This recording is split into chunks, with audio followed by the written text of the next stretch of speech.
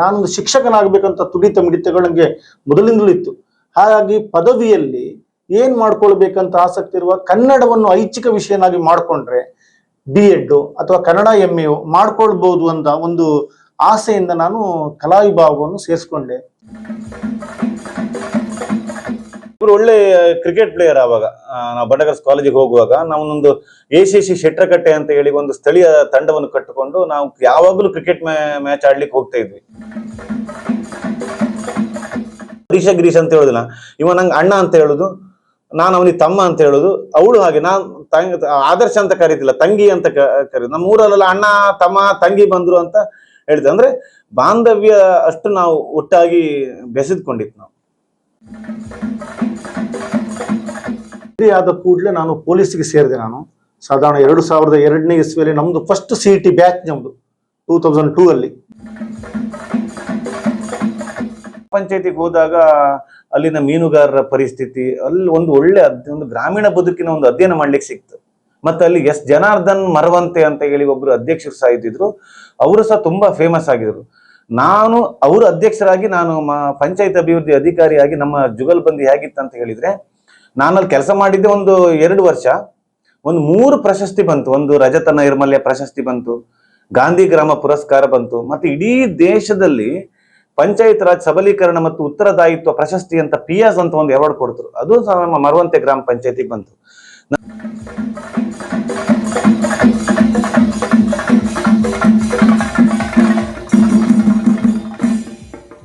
ಬದುಕಿನ ಜನರಾಗಿರುವುದರಿಂದ ಗ್ರಾಮೀಣ ಬದುಕಿನಲ್ಲಿ ಏನಂತ ಹೇಳಿದ್ರೆ, ಒಬ್ರಿಗೊಬ್ರು ಹೇಗೆ ಉಪಕಾರ ಮಾಡ್ಕೊಳ್ಬೇಕು, ಹೇಗೆ ಸಹಾಯ ಮಾಡಬೇಕು, ಬಡವರ ಕಷ್ಟಗಳೇನು, ಬಡವರ ಕಷ್ಟಕ್ಕೆ ನಾವು ಹೇಗೆ ಸಹಾಯ ಆಗ್ಬೇಕು ಅನ್ನೋದನ್ನ ನಾವು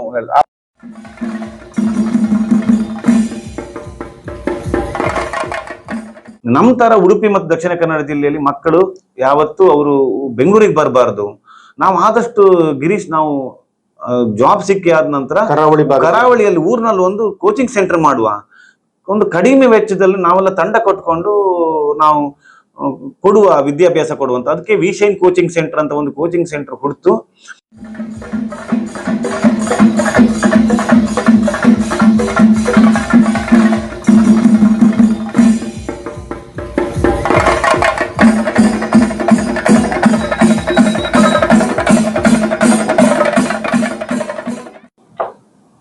ಪ್ರಿಯ ವೀಕ್ಷಕರೇ, ನಮ್ಮ ಮಾನ್ವಿತಾ ಸ್ಟುಡಿಯೋ ಯೂಟ್ಯೂಬ್ ಚಾನೆಲ್ ನಲ್ಲಿ ಇಂದು ವಿಶೇಷ ಇಬ್ಬರು ಅವಳಿ ಸಹೋದರರು ಬಂದಿದ್ದಾರೆ. ಇವರು ಶ್ರೀಯುತ ಗಿರೀಶ್ ಶೆಟ್ಟಿ ಮತ್ತು ಶ್ರೀಯುತ ಹರೀಶ್ ಶೆಟ್ಟಿ ಅವರು. ಶ್ರೀಯುತ ಹರೀಶ್ ಶೆಟ್ಟಿ ಅವರು ಉಡುಪಿ ಮತ್ತು ಚಿಕ್ಕಮಗಳೂರು ಭಾಗದ ಲೋಕಸಭಾ ಕ್ಷೇತ್ರದ ಸದಸ್ಯರಾಗಿರುವಂತಹ ಶ್ರೀಯುತ ಕೋಟಾ ಶ್ರೀನಿವಾಸ್ ಪೂಜಾರಿ ಅವರ ಆಪ್ತ ಸಹಾಯಕರು. ಹಾಗೆಯೇ ಶ್ರೀಯುತ ಗಿರೀಶ್ ಶೆಟ್ಟಿ ಅವರು ಕಾಪು ವಿಧಾನಸಭಾ ಕ್ಷೇತ್ರದ ಶಾಸಕರಾದಂತಹ ಶ್ರೀಯುತ ಗುರ್ಮೆ ಸುರೇಶ್ ಶೆಟ್ಟಿ ಅವರ ಆಪ್ತ ಸಹಾಯಕರಾಗಿ ಕಾರ್ಯನಿರ್ವಹಿಸುತ್ತಿದ್ದಾರೆ. ಇಂದು ನಮ್ಮ ಮಾನ್ವಿತಾ ಸ್ಟುಡಿಯೋ ಯೂಟ್ಯೂಬ್ ಚಾನೆಲ್ ನಲ್ಲಿ ಸಂದರ್ಶನಕ್ಕಾಗಿ ಆಗಮಿಸಿದ್ದಾರೆ. ಶ್ರೀಯುತ ಹರೀಶ್ ಶೆಟ್ಟಿ ಹಾಗೂ ಗಿರೀಶ್ ಶೆಟ್ಟಿ ಅವರಿಗೆ ನಮ್ಮ ಮಾನ್ವಿತಾ ಸ್ಟುಡಿಯೋ ಯೂಟ್ಯೂಬ್ ಚಾನೆಲ್ ಕಡೆಯಿಂದ ಆತ್ಮೀಯವಾದಂತಹ ಸ್ವಾಗತ, ಸುಸ್ವಾಗತ. ಆತ್ಮೀಯರೇ, ಇವತ್ತು ನಾವು ನಮ್ಮ ಕುಂದಾಪುರದ ಕರ್ಕುಂಜೆ ಗ್ರಾಮದ ನೇರಳಕಟ್ಟೆಯ ಸಾಧಕ ದ್ವಯರನ್ನು ತಮಗೆ ಪರಿಚಯ ಮಾಡಲಿದ್ದೇವೆ. ಸಾಧನೆಗೆ ಅಸಾಧ್ಯವಾದುದು ಯಾವುದೂ ಇಲ್ಲ, ಆದರೆ ಸಾಧಿಸುವ ಛಲ ಇರಬೇಕು ಎಂಬ ಸಿದ್ಧಾಂತಕ್ಕೆ ಬದ್ಧರಾಗಿ ಕಾಯ ವಾಚ ಮನಸ್ಸ ಒಂದೇ ಮನೋಧರ್ಮ, ಒಂದೇ ಗುಣವೈಶಿಷ್ಟ್ಯತೆ ಮತ್ತು ಒಂದೇ ರೂಪಕ್ಕೆ ಸಾಕ್ಷಿಯಾಗಿ ನಿಂತು ಸಮಾಜಮುಖಿ ಕೈಂಕರ್ಯದಲ್ಲಿ ತೊಡಗಿಸಿಕೊಂಡು ಜನಮನವನ್ನು ಗೆದ್ದವರು ನಮ್ಮ ಶ್ರೀಯುತ ಹರೀಶ್ ಶೆಟ್ಟಿ ಮತ್ತು ಶ್ರೀಯುತ ಗಿರೀಶ್ ಶೆಟ್ಟಿ ಸಹೋದರರು.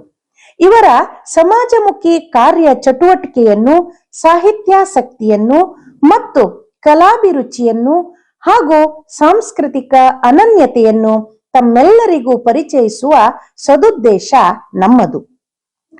ಪ್ರಸ್ತುತ ಶ್ರೀ ಕೋಟ ಶ್ರೀನಿವಾಸ ಪೂಜಾರಿಯವರ ಆಪ್ತ ಸಹಾಯಕರಾಗಿ ಸೇವೆ ಸಲ್ಲಿಸುತ್ತಿರುವ ಶ್ರೀಯುತ ಹರೀಶ್ ಕುಮಾರ್ ಶೆಟ್ಟಿಯವರನ್ನು ಮತ್ತು ಕಾಪು ಶಾಸಕರಾದ ಶ್ರೀ ಗುರ್ಮೆ ಸುರೇಶ್ ಶೆಟ್ಟಿಯವರ ಆಪ್ತ ಸಹಾಯಕರಾಗಿ ಸಮಾಜಮುಖಿ ಕಾರ್ಯಚಟುವಟಿಕೆಗಳಲ್ಲಿ ತಮ್ಮನ್ನು ತೊಡಗಿಸಿಕೊಂಡಿರುವ ಶ್ರೀಯುತ ಗಿರೀಶ್ ಕುಮಾರ್ ಶೆಟ್ಟಿ ಅವಳಿ ಸಹೋದರರ ಸಾಧನೆಯನ್ನು ತಮ್ಮೆಲ್ಲರಿಗೂ ಪರಿಚಯಿಸುವ ಸದುದ್ದೇಶ ನಮ್ಮದು. ಬನ್ನಿ ಪ್ರಿಯರೇ, ನಮ್ಮ ಇಂದಿನ ಸಂದರ್ಶನ ಕಾರ್ಯಕ್ರಮದ ಮುಖ್ಯ ಅತಿಥಿಗಳು, ಕಾರ್ಯಕ್ರಮದ ಕೇಂದ್ರ ಬಿಂದುವಾಗಿರುವ ಶ್ರೀ ಹರೀಶ್ ಕುಮಾರ್ ಶೆಟ್ಟಿ ಮತ್ತು ಶ್ರೀ ಗಿರೀಶ್ ಕುಮಾರ್ ಶೆಟ್ಟಿ ಅವರನ್ನ ಮಾತಾಡಿಸೋಣ. ಸರ್ ನಮಸ್ತೆ. ನಮಸ್ತೆ. ಶ್ರೀಯುತ ಹರೀಶ್ ಕುಮಾರ್ ಶೆಟ್ಟಿ ಅವರು ಮತ್ತು ಶ್ರೀಯುತ ಗಿರೀಶ್ ಕುಮಾರ್ ಶೆಟ್ಟಿ ಅವರಿಗೆ ನನ್ನ ಪ್ರಶ್ನೆ. ಸರ್, ತಮ್ಮ ಬಾಲ್ಯದ ಜೀವನ, ಕುಟುಂಬದ ವ್ಯವಸ್ಥೆ, ವಿದ್ಯಾಭ್ಯಾಸ, ಮನೆಯ ಪರಿಸರ, ಸ್ನೇಹಿತರೊಂದಿಗಿನ ತಮ್ಮ ಒಡನಾಟದ ಆ ದಿನಗಳು, ಪ್ರಕೃತಿಯ ಕುರಿತ ಪ್ರೀತಿ, ಪ್ರಾಣಿ ಪ್ರೀತಿ ಮತ್ತು ಆಟ ಪಾಠದ ದಿನಗಳು ಹೇಗಿದ್ದವು ತಿಳಿಸಿಕೊಡಿ. ಅಂತೆಯೇ ತಮ್ಮ ಬಾಲ್ಯ ಜೀವನದ ಕನಸುಗಳು ಏನಾಗಿದ್ದವು ಸರ್? ನಮ್ಮ ತಂದೆ ಆಕ್ಚುಲಿ ಪೊಲೀಸ್ ಡಿಪಾರ್ಟ್ಮೆಂಟ್ ಅಲ್ಲಿ ಇದ್ದಿದ್ರು. ಅವರು ರಿಸರ್ವ್ ಪೊಲೀಸ್ ಆಗಿ ಮಂಗಳೂರಿನಲ್ಲಿ. ನಂದು ಮತ್ತೆ ನನ್ನ ತಮ್ಮಂದು 1ರಿಂದ 4ನೇ ತರಗತಿವರೆಗೆ ನಾವು ಮಂಗಳೂರಿನಲ್ಲಿ ವಿದ್ಯಾಭ್ಯಾಸ ಕಲ್ತಿದ್ದು. ಆವಾಗ ಕೆಥೋಲಿಕ್ ಸ್ಕೂಲ್, ಅದು ರೊಜಾರಿ ಅಂತ ಹೇಳಿ ಮಂಗಳೂರಿನಲ್ಲಿ. ತಮಗೆಲ್ಲ ಗೊತ್ತಿರ್ಬೋದು, ಆ ಕೆಥೋಲಿಕ್ ಸ್ಕೂಲ್ ಅಂತ ಹೇಳಿದ್ರೆ ಬಹಳ ಸ್ಟ್ರಿಕ್ಟ್ ಸ್ಕೂಲ್ಗಳು. ಆ ವಿದ್ಯಾಭ್ಯಾಸ ಕೊಡುವ ವಿಚಾರಗಳು ಹಾಗೆ ಅತ್ಯಂತ ಗಮನವಾಗಿ ನೀಡ್ತಾ ಇದ್ರು. ನಾನು ನನ್ನ ತಮ್ಮ ಅವಳಿ ಜವಳಿ ಆದ್ದರಿಂದ 1ರಿಂದ 4ನೇ ಕ್ಲಾಸ್ವರೆಗೆ ನಾವು ಮಂಗಳೂರಿನಲ್ಲಿ, ಅಂದ್ರೆ ಸಿಟಿ ಸೈಡಲ್ಲಿ ನಾವು ಕಲ್ತಿದ್ವಿ. ಕಡೆಗೆ ಏನಾಯ್ತು ಅಂತ ಹೇಳಿದ್ರೆ, ನಮ್ಮ ತಂದೆ ಒಂದು ಆಸೆ ಬಂತು. ಗ್ರಾಮೀಣ ಪ್ರದೇಶದಲ್ಲಿ ನಮ್ಗೆ ಮೂಲತಃ ಮನೆ ನೇರ್ಲಕಟ್ಟೆ ಕರ್ಕುಂಜಿಯಲ್ಲಿ ಮೂಲತಃ ಮನೆ ಇದೆ, ಅಲ್ಲಿ ಒಂದು ಮನೆ ಮಾಡಿಕೊಂಡು ಸಂಸಾರ ಮಾಡ್ಬೇಕಂತ ಹೇಳಿ ನಾನು ಮತ್ತೆ ನನ್ನ ತಮ್ಮ 5ನೇ ಕ್ಲಾಸಿಗೆ ಗ್ರಾಮೀಣ ಭಾಗವಾದ ನೇರ್ಲಕಟ್ಟೆಯ ಕರ್ಕುಂಜಿಯಲ್ಲಿ ವಿದ್ಯಾಭ್ಯಾಸವನ್ನು ಮಾಡಿದ್ದು. ನಮಗೂ ಸಿಟಿಯಿಂದ ನಾವು ಹಳ್ಳಿ ಕಡೆ ಬಂದಾಗ ನಮ್ಗೆ ಏನಾಗಿದೆ ಅಂತ ಹೇಳಿದ್ರೆ, ನಮ್ಮ ಈ ಕರ್ಕುಂಜೆ, ಈ ನೇರ್ಲಕಟ್ಟೆಯ ಸುತ್ತಮುತ್ತ ಎಲ್ಲ ಪರಿಸರದಿಂದ ಕೂಡಿದಂತ ಜರಿ, ತೊರೆ ಇರ್ಬೋದು, ಗುಡ್ಡಗಳು ಇರ್ಬೋದು, ಅದೆಲ್ಲ ನಮ್ಗೊಂದು ತುಂಬಾ ಪ್ರೇರಣೆಯನ್ನು ನೀಡಿದ್ದು. ಆವಾಗ ನಮ್ಮ ತಂದೆ ಏನ್ ಮಾಡ್ತಿದ್ರು ಅಂತ ಹೇಳಿದ್ರೆ, ಅವರು ಪೊಲೀಸ್ ಡಿಪಾರ್ಟ್ಮೆಂಟ್ ಅಲ್ಲಿ ಇದ್ದಿದ್ರು ಸಹ ನಮ್ಗೆ ಬೇಸಾಯಕ್ಕೆ ಬೇಸಾಯವನ್ನು ಮಾಡ್ತಿದ್ವಿ. ನಾವೇನ್ ಮಾಡ್ತಿದ್ವಿ, ತಂದೆ ಜೊತೆನೆ ಬೇಸಾಯಗಳನ್ನೆಲ್ಲ, ಅವ್ರು ಎಲ್ಲಿಗೆ ಹೋಗ್ತಾ ಇದ್ರು ಅವ್ರ ಜೊತೆ ಬೇಸಾಯಗಳನ್ನು ಮಾಡುದು, ಆ ಕಷ್ಟ ಸ್ಥಿತಿಯ ವಿಚಾರಗಳನ್ನ ನಾವು ಗಮನಿಸಿದ್ದೆವು. ಅಂದ್ರೆ ಅದು ನಮ್ಮ ಬಾಲ್ಯ ಜೀವನಕ್ಕೆ ತುಂಬಾ ಪ್ರೇರಕ ಆಯ್ತು. ಯಾಕಂತ ಹೇಳಿದ್ರೆ, ಈ ಬೇಸಾಯ, ಯಾವಾಗ ಕೃಷಿ ಮಾಡುವಾಗ ಈ ಹವಾಮಾನದ ವೈಪರೀತ್ಯ ನೋಡಿ ನಾವು ಹೋರಾಟ ಮಾಡ್ಬೇಕಾಗಿರುತ್ತೆ. ಒಬ್ಬ ಕೃಷಿಕ, ಒಬ್ಬ ಬೇಸಾಯಗಾರ. ನಾವು ನಮ್ಮ ತಂದೆಯನ್ನು ಯಾವಾಗ್ಲೂ ಗಮನಿಸ್ತಿದ್ವಿ. ನಾವು ಒಂದು ವಿಚಾರದಲ್ಲಿ ನಾವು ಸೋತಾಗ ಹೇಗೆ ಗೆಲ್ಬೇಕಂತ ಹೇಳಿ ಆ ಕೃಷಿ ನಮ್ಗೆ ಹೇಳಿ ಕೊಡ್ತಾ ಇತ್ತು. ಸಾಮಾನ್ಯವಾಗಿ ಬಿತ್ತನೆ ಬೀಜ ಹಾಕುವಾಗ ಪಕ್ಷಿಗಳನ್ನು ಕಾಯುವುದು, ಪಕ್ಷಿ ಬರ್ದಿದ್ದಾಗೆ ತಿನ್ನುವುದು, ಅಂದ್ರೆ ಆ ತರ ತಾಳ್ಮೆ ಏನು, ಅದು ನಮ್ಗೆ ಆ ಬೇಸಾಯ ಕಲಿಸಿಕೊಡ್ತು. ಮತ್ತೆ ನಂದು ಮತ್ತೆ ನನ್ನ ತಮ್ಮನಾದ ಗಿರೀಶ್ನಲ್ಲಿ ಯಾವುದೇ ವೈರುಧ್ಯಗಳಿಲ್ಲ. ಬಾಲ್ಯ ಸ್ನೇಹಿತರಿಂದ ನಮ್ಮ ಬಾಲ್ಯಗಳು ಹಾಗೆ ನಾವಿಬ್ರು ಒಟ್ಟೊಟ್ಟಾಗಿ ಹೋಗ್ತಾ ಇದ್ವಿ. ನಾವು ಹೇಗೆ ಅವಳಿ ಜವಳಿಗಳಂತ ಹೇಳಿ ಅಂತಲ್ಲ, ನಾವೊಂಥರ ಸಯಾಮಿ ಈ ಶಿಶುಗಳ ತರ ಇದ್ವಿ. ಆವಾಗ ಅವಳಿ ಜವಳಿಗಳು ಬೇರೆ, ಅಂದ್ರೆ ಅಂಟಿಕೊಂಡೇ ಇರ್ತಿದ್ವಿ ನಾವು. ಸಾಧಾರಣ ಎಲ್ಲಿ ಕ್ರಿಕೆಟ್ ಆಡೋದಕ್ಕೂ ಹೋಗ್ಲಿ ಅಥವಾ ಎಲ್ಲೇ ಹೋಗ್ಲಿ, ನಮ್ಮ ಬಾಲ್ಯದ ಜೀವನ ಒಳ್ಳೆ ರೀತಿಯಲ್ಲಿ ಇತ್ತು. ಮತ್ತೆ 1ರಿಂದ 7ನೇ ತರಗತಿವರೆಗೆ ನಾವು ಸರ್ಕಾರಿ ಹಿರಿಯ ಪ್ರಾಥಮಿಕ ಶಾಲೆ ಕರ್ಕುಂಜೆಲ್ ಓದ್ತು. ಕಡೆ 7ರಿಂದ SSLC ವರೆಗೆ ನಿಂಪು ಅಂತ ಸ್ಕೂಲ್ ಇದೆ, ಅಲ್ಲಿ ನಾವು ಓದಿದ್ವಿ. ನಾನು ಕಡೆಗೆ PUC ನಾನು ಬಂಡಕರ್ಸಿಗೆ ಬಂದೆ. ನನ್ನ ತಮ್ಮ ನಿಂಪಿನಲ್ಲಿ ಓದಿ ಅವನು ಸಹ ಬಂಡಕರ್ಸಿ. ಬಟ್ ನಮ್ದು ಕಾಂಬಿನೇಷನ್ ಬೇರೆ ಇತ್ತು. ನಾನು ಕಾಮರ್ಸ್ ತಗೊಂಡೆ, ಮತ್ತೆ ಅವನು ಆರ್ಟ್ಸ್ ತಗೊಂಡೆ. ಹಾಗಾಗಿ ಅಲ್ವಾ ಗಿರೀಶ್? ಹೌದು. ಗಿರೀಶ್ ಅವರಿಗೆ ನನ್ನ ಪ್ರಶ್ನೆ, ತಾವಿಬ್ರು ಕೂಡ ಒಂದೇ ಹವ್ಯಾಸ, ಒಂದೇ ಆಸಕ್ತಿ, ಒಂದೇ ಗುಣಧರ್ಮ, ಒಂದೇ ಮನೋಧರ್ಮ ಉಳ್ಳವರು. ತಾವು ಬಿಕಾಮ್ ಆಯ್ಕೆ ಮಾಡ್ಕೊಂಡ್ರಿ, ಹರೀಶ್ ಸರ್ ಐಚ್ಛಿಕ ಕನ್ನಡವನ್ನ ಗಿರೀಶ್ ಸರ್ ಆಯ್ಕೆ ಮಾಡ್ಕೊಂಡ್ರು. ಈ ವ್ಯತ್ಯಯಗಳಿಗೆ ಹಿನ್ನೆಲೆ ಮತ್ತು ಕಾರಣ ಏನು ಸರ್? ಅಲ್ಲ, ಇದು ಪೂರಕವಾಗಿ ನಾನು ಮಾತಾಡ್ತೇನೆ. ಈಗ ವಿದ್ಯಾಭ್ಯಾಸ ಮಾಡ್ತಾ ಇರುವಾಗ ನಾವು ಒಂದೇ ಕ್ಲಾಸ್ ನಲ್ಲಿ ಇರಬಾರ್ದಂತ ಹೇಳಿ 6ನೇ ತರಗತಿಯಲ್ಲಿ ಇನ್ನೊಂದು ಫೇಲ್ ಮಾಡಿ ಹಾಕಿದ್ರು. ಯಾಕಂದ್ರೆ ನಾವಿಬ್ರು ಅಷ್ಟು ಕೀಟಲೆ ಕೊಡ್ತಾ ಇದ್ವಿ. ಮಕ್ಕಳಿಗೆ ಹೊಡೆಯುವುದು, ಬಾಲ್ಯದಾಗ ಇದು ಉಪ್ಪುಟಾಳ ಇರ್ತಾರೆ, ಅದೆಲ್ಲ ಮಾಡ್ತಾ ಇದ್ವಿ. ಇವನನ್ನ ಪಾಪ ಬೇಕಂತಲೇ 6ನೇ ಕ್ಲಾಸ್ ಫೇಲ್ ಮಾಡಿದ್ರು. ಅಲ್ಲಿ ನಮ್ಗೆ ಇವನಿಗೆ 1 ವರ್ಷ ಗ್ಯಾಪ್ ಬಂತು. ನಾನು PUC ಆದ ಕೂಡಲೇ ನಾನು BCom ಸೇರ್ಕೊಂಡೆ. ಇವ ಹೋಗಿ ಆರ್ಟ್ಸ್ ತಗೊಂಡ. ಮತ್ತೆ ಸಾಹಿತ್ಯ ಬಗ್ಗೆ ಕೂಡ ಮೊದಲೇ ತುಂಬಾ ಆಸಕ್ತಿ ಇದರಿಂದ ನಂಗೆ ಕಲಾ ವಿಭಾಗವನ್ನು ಆಯ್ಕೆ ಮಾಡುವಂತ ಒಂದು ಪ್ರಸಂಗ ಬಂತು ಆವಾಗ. ಹಾಗಾಗಿ ಅಣ್ಣ ಮತ್ತೆ ಕಾಮರ್ಸ್ ತಗೊಳ್ಳೋ ಕಾರಣ ನಾನು ಮತ್ತೆ ಆರ್ಟ್ಸ್ಗೆ ಹೋದೆ. ಹೀಗೆ ಯಾವುದು ಎಜುಕೇಶನ್ಸ್ ಅಲ್ಲಿಯೂ ಕೂಡ ಸ್ವಲ್ಪ ಭಿನ್ನತೆ ಇರಲಿ, ಸಾಮ್ಯತೆ ಇರಲಿ ಅಂತ ನಾವಿಬ್ರು ಕೂಡ ಒಪ್ಪಿಕೊಂಡೇ ಹಾಗೆ ಮಾಡಿದ್ದು. ಒಂದೇ ಕಾಮರ್ಸ್ ಇಬ್ರು ಕೂಡ ತಗೊಳ್ಳೋದು ಬೇಡ, ಆರ್ಟ್ಸ್ ಅಲ್ಲಿ ಕೂಡ ಮುಂದುವರಿಯುವ, ಅದ್ರಲ್ಲಿ ಏನಾದ್ರೂ ಒಂದು ಫ್ಯೂಚರ್ ಇರ್ಬೋದು ಆರ್ಟ್ಸ್ ಅಲ್ಲಿ ಅಂತ ನಾವು ಕಲಾ ವಿಭಾಗ ತಗೊಂಡೆ, ಅವ ವಾಣಿಜ್ಯ ವಿಭಾಗ ತಗೊಂಡಿದ್ದಾನೆ. ಗಿರೀಶ್ ಕುಮಾರ್ ಶೆಟ್ಟಿ ಸರ್ ಅವರಿಗೆ ಒಂದು ಪ್ರಶ್ನೆ. ಸರ್, ತಾವು ಡಿಗ್ರಿ ಪದವಿಯನ್ನ, BA ಪದವಿಯನ್ನ ಕನ್ನಡ ಐಚ್ಛಿಕವನ್ನ ಆಯ್ಕೆ ಮಾಡಿ ಸುಮಾರು 20 ವರ್ಷಗಳಾಗಿರ್ಬೋದು. ಈಗಲೂ ಕೂಡ ಯಾವುದೇ ಒಬ್ಬ ಹೊಸಗನ್ನಡ, ಹಳಗನ್ನಡ, ನಡುಗನ್ನಡದ ಕವಿಯನ್ನ ಒಂದು ಸ್ವಲ್ಪ ಬಡಿಗೆಬ್ಬಿಸಿದಾಗ ಪಟಪಟನೆ ಕವಿಯ ವಿವರವನ್ನ ತಾವು ಸಾಂಗವಾಗಿ, ನಿರರ್ಗಳವಾಗಿ ಅದನ್ನ ಅನಾವರಣಗೊಳಿಸ್ತೀವಿ. ಈ ಆಸಕ್ತಿ ಈಗಲೂ ಕೂಡ ತಮ್ಮಲ್ಲಿದೆ. ಇದಕ್ಕೆ ಕಾರಣ ಏನು ಸರ್? ಅಂದ್ರೆ ನಾನು PUC ತಗೊಂಡಾದ ನಂತರ ನಾನು ಶಿಕ್ಷಕ ವೃತ್ತಿಯನ್ನು ಆಯ್ಕೆ ಮಾಡುವಂತ ಹಂಬಲ ಇತ್ತು ನಮ್ಮ ತಂದೆಯೂ ಕೂಡ, ನಾವೊಬ್ಬ ಶಿಕ್ಷಕನಾಗ್ಬೇಕಂತ. ಆವಾಗ ನಂಗೆ ಏನಾಯ್ತು ಅಂದ್ರೆ, ನಮ್ಗೆ ಈ ರೂರಲ್ ಕೋಟ ಅಂತ ಹೇಳ್ತುಂಟು, ಒಂದು 5% ಅದು ನಮ್ಗೆ ಸಿಗ್ಲಿಲ್ಲ, ಗ್ರಾಮೀಣ ಕೋಟ. ಹಾಗಾಗಿ ನಂಗೆ ಒಂದು 2% ಅಲ್ಲಿ TCH ಸಿಗ್ಲಿಲ್ಲ. ಹಾಗಾಗಿ ನಾನು ಏನ್ ಮಾಡಿದೆ ಅಂದ್ರೆ, ನಾನೊಂದು ಶಿಕ್ಷಕನಾಗ್ಬೇಕಂತ ತುಡಿತ ಮಿಡಿತಗಳು ನಂಗೆ ಮೊದಲಿಂದಲೂ ಇತ್ತು. ಹಾಗಾಗಿ ಪದವಿಯಲ್ಲಿ ಏನ್ ಮಾಡ್ಕೊಳ್ಬೇಕಂತ ಆಸಕ್ತಿ ಇರುವ ಕನ್ನಡವನ್ನು ಐಚ್ಛಿಕ ವಿಷಯನಾಗಿ ಮಾಡ್ಕೊಂಡ್ರೆ B.Ed ಅಥವಾ ಕನ್ನಡ MA ಮಾಡ್ಕೊಳ್ಬಹುದು ಅಂತ ಒಂದು ಆಸೆಯಿಂದ ನಾನು ಕಲಾ ವಿಭಾಗವನ್ನು ಸೇರಿಸ್ಕೊಂಡೆ. ಮತ್ತೆ ಪದವಿಯಲ್ಲಿ ಕೂಡ ನಮ್ಗೆ ಅಷ್ಟು ಒಳ್ಳೆ ಶಿಕ್ಷಕರು ಕೂಡ ಅಷ್ಟು ಒಳ್ಳೆ ಇದ್ದಿದ್ರು ನಮ್ಗೆ. ಆ ಪದವಿಯಲ್ಲಿ ತಗೊಳ್ಳುವಾಗ ನಮ್ಗೆ ಯಾವುದು ಸಾಹಿತ್ಯಿಕವಾಗಿ, ವೈಚಾರಿಕ ಸಾಹಿತ್ಯಗಳಾಗಲಿ, ಅಲಂಕಾರ, ಛಂದಸ್ಸು, ಇದೆಲ್ಲವೂ ಕೂಡ ಒಂದು ದೊಡ್ಡ ಪ್ರೇರೇಪಣೆ ನೀಡಿತು. ಅಂದ್ರೆ ಈ ಹೊಸಗನ್ನಡ, ಹಳೆಗನ್ನಡ, ಚಂಪೂ ಸಾಹಿತ್ಯಗಳು, ಪಂಪ, ರನ್ನ, ಪೊನ್ನ, ಜನ್ನ, ಹರಿಹರ, ರಾಘವಾಂಕ ಇವರಗಳ ಕವಿಗಳಲ್ಲದೆ ಅವರ ಸಾಹಿತ್ಯಿಕ ವಿಷಯಗಳು ಕೂಡ ನಮ್ಗೆ ಪ್ರೇರಣೆ ನೀಡಿತು. ಹೌದು. ಹರಿಸರಿ ಪ್ರಶ್ನೆ.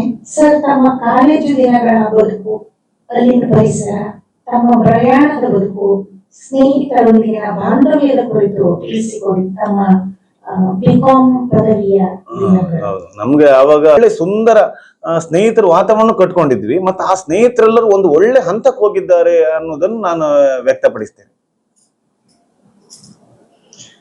ಈ ಸಂದರ್ಭದಲ್ಲಿ ತಾವಿಬ್ರು ಕೂಡ ಮನೆಗೆ ಬಂದಾಗ ಯಾವ್ಯಾವ ವಿಚಾರಗಳನ್ನ ಚರ್ಚೆ ಮಾಡ್ತಿದ್ರಿ? ಯಾಕಂದ್ರೆ BCom ಅನ್ನೋದು ಬೇರೆ ಶಾಖೆ, BA ಅನ್ನೋದು ಬೇರೆ ಶಾಖೆ. ತಮ್ಮಿಬ್ಬರ ಅಭಿಪ್ರಾಯಗಳು ಒಂದೇ ಇದ್ವಾ, ಬೇರೆ ಬೇರೆ ಇದ್ವಾ, ಅಥವಾ ಅನುಭವಗಳು ಬೇರೆ ಬೇರೆ ಇದ್ವಾ? ಅಂದ್ರೆ ನಾವು ಕಾಲೇಜಿಂದ ಬಂದಾಗ ಮನೆಯಲ್ಲಿ ಸೇರ್ತಿದ್ದೆ ಒಟ್ಟಿಗೆ, ಕಾಂಬಿನೇಷನ್ ಬೇರೆ ಆದ್ರೂ ಮನೆಯಲ್ಲಿ ಓದಲಿಕ್ಕೆ ಪೂರಕದ ವಾತಾವರಣವನ್ನು ನಾವೇ ಕಲಿಸ್ಕೊಳ್ತಿತ್ತು. ಯಾಕಂದ್ರೆ ನಮ್ಮ ತಂದೆ ಸ್ವಲ್ಪ ಕೃಷಿಕರವರು, ಪೊಲೀಸಲ್ಲಿ ಇದ್ರೂ ಕೂಡ ಆ ಒಂದು ಬಿಡುವಿನ ವೇಳೆಯಲ್ಲಿ ಮನೆಯಲ್ಲಿ ಬಂದು ವ್ಯವಸಾಯ ಎಲ್ಲ ಮಾಡ್ತಾ ಇದ್ರು. ಆವಾಗ ಏನ್ ನಮ್ಗೆ ದೊಡ್ಡ ಟಾಸ್ಕ್ ಅಂದ್ರೆ, ಓದುವಿನೊಂದಿಗೆ ತಂದೆಯ ಕಷ್ಟಗಳನ್ನು ಕೂಡ ನಾವು ಯಾವುದು ನಮ್ಮ ಕಷ್ಟಗಳಂತೆ ನಾವು ಪರಿಗಣಿಸಿ, ನಾನು ಮತ್ತೆ ಅಣ್ಣ ಏನ್ ಮಾಡ್ತಿತ್ತು ಅಂದ್ರೆ ಶೇರ್ ಮಾಡ್ಕೊಳ್ತಿತ್ತು. ಒಂದು ತೋಟ ಇತ್ತು, ಒಂದು 100 ತೆಂಗಿನ ಮರ ಇತ್ತು. ನಾವಂದ್ರೆ ಅರ್ಧ 50 ತೆಂಗಿನ ಮರಕ್ಕೆ ನೀನು ನೀರು ಇದು ಮಾಡುದು, ನೀರು ಉಣಿಸುದು, ಮತ್ತೆ ನಾನು 50 ಮರಕ್ಕೆ ನೀರು ಉಣಿಸುದು ಅಂತ. ಹಾಗೆ ಓದಿನೊಂದಿಗೆ ಕರ್ತವ್ಯದಲ್ಲಿಯೂ ಕೂಡ ನಾವು ಆವಾಗ ಹಂಚಿ ತಿಂತಿತ್ತು, ಅಂದ್ರೆ ಹಂಚಿ ಕೆಲಸ ಮಾಡ್ತಿತ್ತು. ಆ ಒಂದು ಹಂಚುವ ಒಂದು ಸೇವಾ ಮನೋಭಾವನೆ ನನ್ನಲ್ಲಿ ಮತ್ತು ಅವನಲ್ಲಿ ಆವಾಗಿಂದಲೂ ಇತ್ತು. ಅದು ಈವಾಗಲೂ ಕೂಡ ನಮ್ಮನ್ನು ಈ ಪರಿಸ್ಥಿತಿಗೆ ತಂದು ನಿಲ್ಲಿಸಿದ್ದು ಕೂಡ ಅದೇ ಒಂದು ಯಾವುದು, ಆ ಎಲ್ಲಾ ವಿಷಯದಲ್ಲಿಯೂ ಕೂಡ ನಾವು ಒಂದು ಸಮಪಾಲಾಗಿ ಹಂಚಿ ಕಷ್ಟವೋ ಸುಖವೋ ಅದರೊಟ್ಟಿಗೆ ನಾವು ಯಾವುದು ಮೈ ಹೇಳ್ತಾರಲ್ಲ, ಬಳ್ಳಿ ಒಡಲ ಕುಸುಮದಂತೆ ಹುದುಗಿದೆನ್ನ ಗೀತವು, ಹಾಗೆ ನಮ್ದು ಹಾಗಲ್ಲ, ಬಳ್ಳಿ ಒಡಲ ಕುಸುಮದಂತೆ ಹುದುಗಿದೆಮ್ಮ ದೇಹವು. ಆ ತರ ಒಂದೇ ಒಡಲಾಳವಾಗಿ ನಾವು ಆ ಕಷ್ಟ ಕಾರ್ಪಣ್ಯಗಳನ್ನು ನಾವು ನುಂಗ್ಕೊಂಡು ಬಂದಿವೆ. ಹಾಗೆ ಒಟ್ಟಿಗೆ ಚರ್ಚೆ ಕೂಡ ಮಾಡ್ತಿತ್ತು. ಯಾವುದು ಕಾಲೇಜು ಜೀವನ ಅಲ್ಲದೆ ಮನೆಯಲ್ಲಿಯೂ ಕೂಡ ಎಲ್ಲ ಪೂರಕವಾದ ಅಂಶಗಳು ಕೂಡ ನಮ್ಗೆ ವಾತಾವರಣ ಕಲ್ಪಿಸುದು. ನನ್ನ ಅವನ ಒಂದು ಯಾವುದು ಉನ್ನತವಾದ ಅಭಿಪ್ರಾಯವು ನಮ್ಮನ್ನು ಇಲ್ಲಿ. ಹೌದು, ನಾವಿಬ್ರು ಒಳ್ಳೆ ಕ್ರಿಕೆಟ್ ಪ್ಲೇಯರ್. ಆವಾಗ ನಾವು ಬಡಗರ್ಸ್ ಕಾಲೇಜಿಗೆ ಹೋಗುವಾಗ ನಾವೊಂದು ACC ಶೆಟ್ರಕಟ್ಟೆ ಅಂತ ಹೇಳಿ ಒಂದು ಸ್ಥಳೀಯ ತಂಡವನ್ನು ಕಟ್ಟಿಕೊಂಡು ನಾವು ಯಾವಾಗಲೂ ಕ್ರಿಕೆಟ್ ಮ್ಯಾಚ್ ಆಡ್ಲಿಕ್ಕೆ ಹೋಗ್ತಾ ಇದ್ವಿ. ನಮ್ ತಂದೆ ಬಹಳ ಸ್ಟ್ರಿಕ್ಟ್, ನಮ್ ಕ್ರಿಕೆಟ್ ಮ್ಯಾಚ್ ಆಡ್ಲಿಕ್ಕೆ ಬಿಡುದಿಲ್ಲ. ಅವಾಗ ನಂಗೆ ಇವಾಗ ಒಂದು ಸಂಗತಿ ನೆನಪಾಗುತ್ತೆ. ನಾವ್ ಏನ್ ಮಾಡುದು ಅಂತ ಹೇಳಿದ್ರೆ, ಅವಾಗ ಸಾಮಾನ್ಯವಾಗಿ ಚಡ್ಡಿ ಹಾಕೊಳ್ಳೋದಿಲ್ಲ, ಆ ಚಡ್ಡಿ ಒಳಗೆ ಪ್ಯಾಂಟ್ ಹಾಕೊಂಡು ಗುಡ್ಡಕ್ ಬಂದು ಆ ಪ್ಯಾಂಟ್ ಹಾಕೊಂಡು ಕ್ರಿಕೆಟ್ ಆಡ್ಲಿಕ್ಕೆ ಹೋಗ್ತಾ ಇದ್ವಿ. ಅದೊಂದು ಸುಂದರ. ಏನಂದ್ರೆ ನಾನು ಅಲ್ಲಿ ಮತ್ತೊಂದು ಯಾವಾಗ್ಲೂ ಹೇಳ್ತಾ ಇದ್ವಿ ನಮ್ಮ ಊರ್ ಕಡೆ, ಅಯ್ಯೋ ನಮ್ ತಂದೆ ಪೊಲೀಸ್ನವ್ರು ಅಂತ ಹೇಳುದು. ಅವಾಗ ಪೊಲೀಸ್ನವ್ರು ಅಂತ ಹೇಳಿ 30-40 ವರ್ಷದ ಹಿಂದೆ ತುಂಬಾ ನಂಬಿಕೆ, ಹೆದರಿಕೆ ಇತ್ತು ಪೊಲೀಸ್ನವ್ರು ಅಂತ ಹೇಳಿ.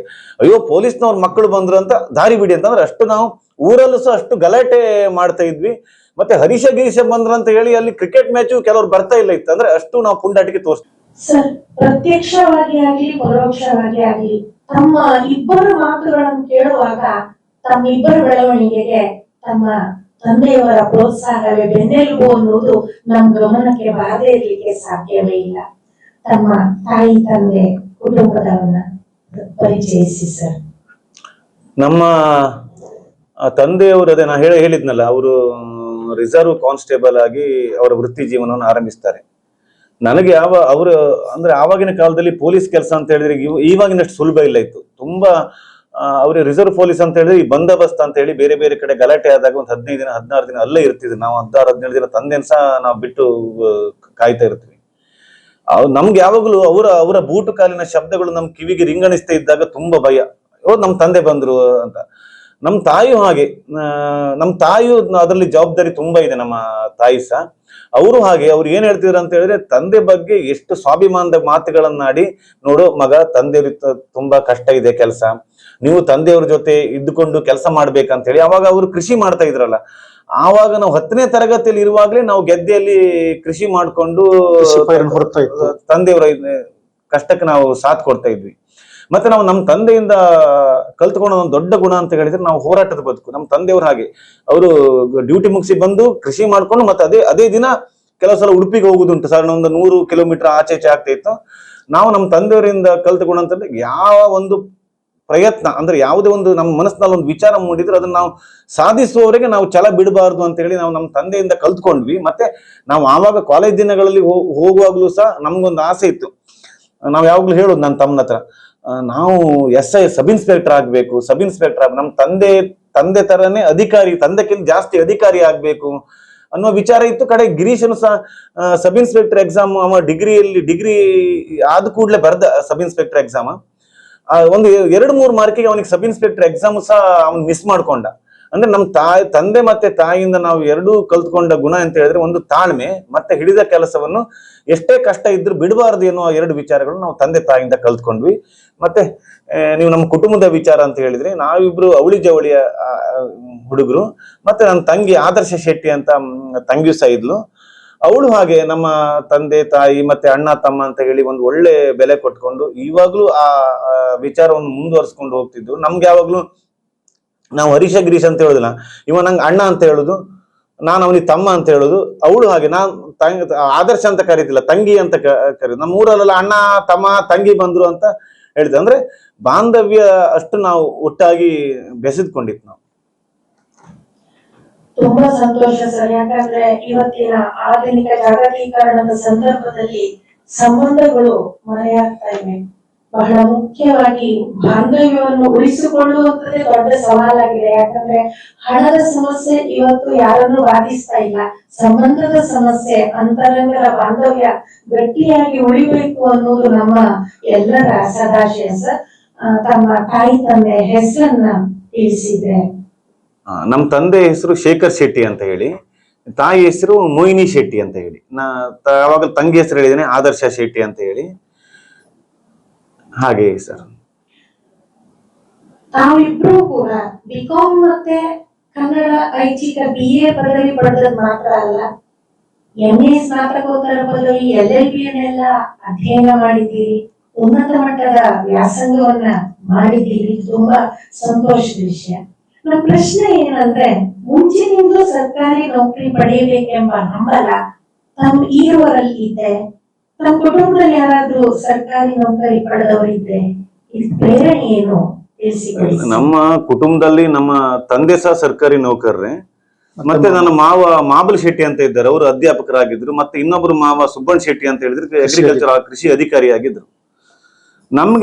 ನಮ್ಮಿಬ್ರಿಗೂ ಒಂದು ನಮ್ಮ ಬದುಕಿನಲ್ಲಿ ಒಂದು ಸಣ್ಣ ಎಳೆ ಬಂತು ನಮ್ಗೆ. ಏನಂತ ಹೇಳಿದ್ರೆ, ಇವನಿಗೆ BA ಆದ ಕೂಡಲೇ ಇವನು ಪೊಲೀಸ್ ಡಿಪಾರ್ಟ್ಮೆಂಟ್ಗೆ ಸೇರಿದೆ. ನನ್ನ ತಮ್ಮ ಪೊಲೀಸ್ ಡಿಪಾರ್ಟ್ಮೆಂಟ್ ಮಾಡ್ತಾ ಇರುವಾಗ ನಮ್ ತಂದೆ ಸಹ ಪೊಲೀಸ್ ಡಿಪಾರ್ಟ್ಮೆಂಟ್ ಅಲ್ಲಿ ಇರೋದ್ರಿಂದ, ಹರೀಶ ನೀನು ವಕೀಲ ವೃತ್ತಿಯನ್ನು ಮಾಡು ಅಂತ ಹೇಳ್ತೀನಿ. ನಂಗೆ ಆಕ್ಚುಲಿ MBA ಮಾಡ್ಬೇಕಂತ ಆವಾಗ ತುಂಬಾ ಆಸೆ ಇತ್ತು. ಅವಾಗ ಹಣಕಾಸಿನ ಮುಗ್ಗಟ್ಟು, ಆರ್ಥಿಕ ಸನ್ನಿವೇಶಗಳೆಲ್ಲ ಸ್ವಲ್ಪ ಕಡಿಮೆ ಮಟ್ಟದಲ್ಲಿ ಇರುವುದರಿಂದ ನಾನು ಒಂದು ವರ್ಷ ನಾನು ಸಹ ಒಂದು ಕಂಪನಿಯಲ್ಲಿ ಕೆಲಸ ಮಾಡ್ತಾ ಇದ್ದೆ. ಇವನಿಗೆ ಪೊಲೀಸ್ ಕೆಲಸ ಸಿಕ್ಕಿ ಆದ ಕೂಡಲೇ ನನ್ನ ತಂದೆ ಹೇಳಿದ್ರು, ಬೇಡ ಮನೇಲಿ ಒಬ್ಬ ಹೇಗೂ ದುಡಿಲಿಕ್ಕಿದ್ದ ಹರೀಶ, ನೀನು LLB ಮಾಡಿ ಅಂತ ಹೇಳಿ. ಕಡೆಗೆ ನಾನು LLB ಮಾಡಿದೆ, ಮತ್ತೆ MA ಇನ್ ಕ್ರಿಮಿನಾಲಜಿ ಸಬ್ಜೆಕ್ಟ್ ಅಲ್ಲಿ MA ಮಾಡಿದೆ. ನಂಗೆ ಅದು ಎಷ್ಟು ಪೂರಕ ಆಯ್ತು ಅಂತ ಹೇಳಿದ್ರೆ ಸ್ಪರ್ಧಾತ್ಮಕ ಪರೀಕ್ಷೆಗೆ ತುಂಬಾ ಇಂಬು ಕೊಡ್ತು.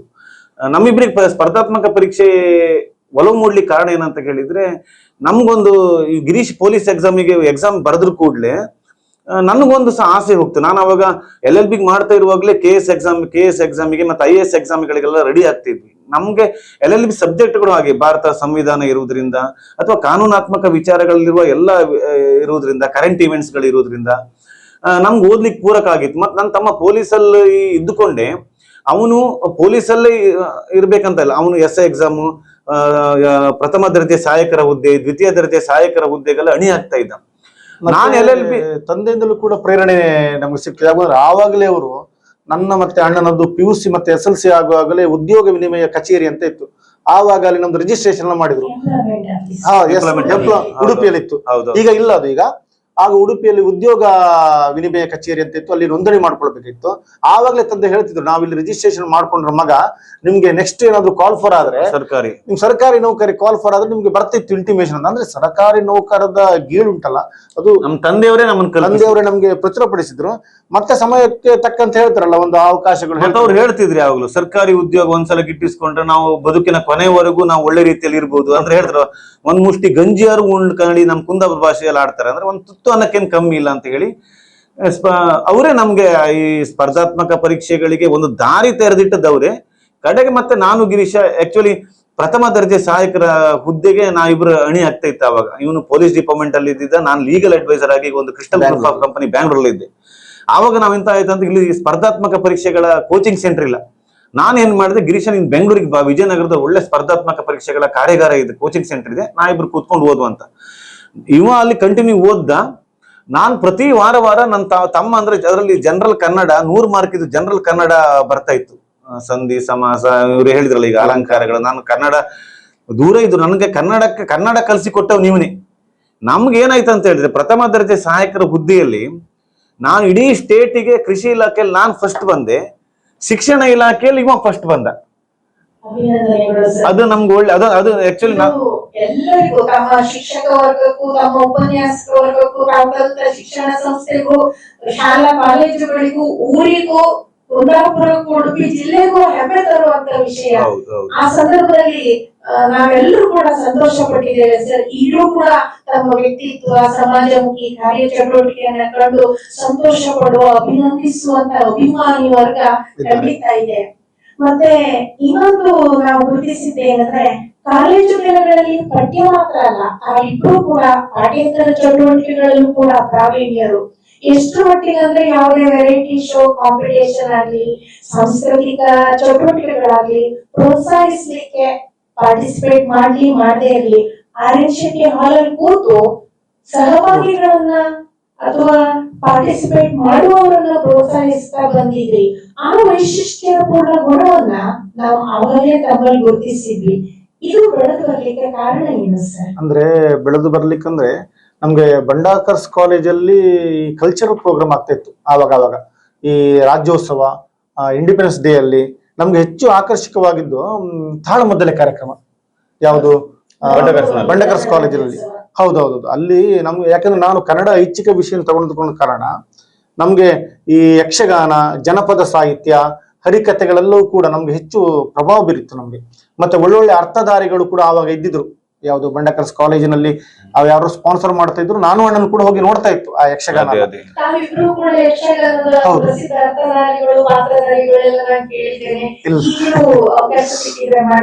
ಇಲ್ಲ, ಪಾತ್ರ ಮಾಡಿಲ್ಲ ನಾವು.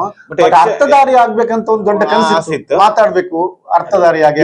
ಇವನಿಗೆ ಪೂರಕವಾಗಿ ನಾನು ಒಂದು ವಿಚಾರ ಹೇಳ್ತೆ, ಅದೇ ನಾವು ರಂಗಕ್ಷೇತ್ರಗಳಲ್ಲಿ ಯಾಕೆ ನಾವು ಬಂತ ಅಂತ ಹೇಳಿ. ಆವಾಗ ಸಾಧಾರಣ ನಾನು ಸೆಕೆಂಡ್ ಇಯರ್ BCom ಅಲ್ಲಿ ಇದ್ದೆ. ಅವಾಗ ವಸಂತ ಬನ್ನಾಡಿ ಅವರು ರಂಗಕಲಾ ಕೇಂದ್ರವನ್ನು ಅವಾಗ ಬಿಲ್ಡಿಂಗ್ ಅನ್ನು ರಂಗ ಅಧ್ಯಯನ ಕೇಂದ್ರವನ್ನು ಪ್ರಾರಂಭಿಸಿದ್ದಷ್ಟೇ. ನನ್ಗೊಂದು ಮುದುಕನ ವೇಷ ಹಾಕಿದ್ದೆ, ಮುದುಕನ ವೇಷ. ಆ ಮುದುಕನ ವೇಷಕ್ಕೆ ಪ್ರಶಸ್ತಿ ಬಂತು ನನಗೆ ಆವಾಗ.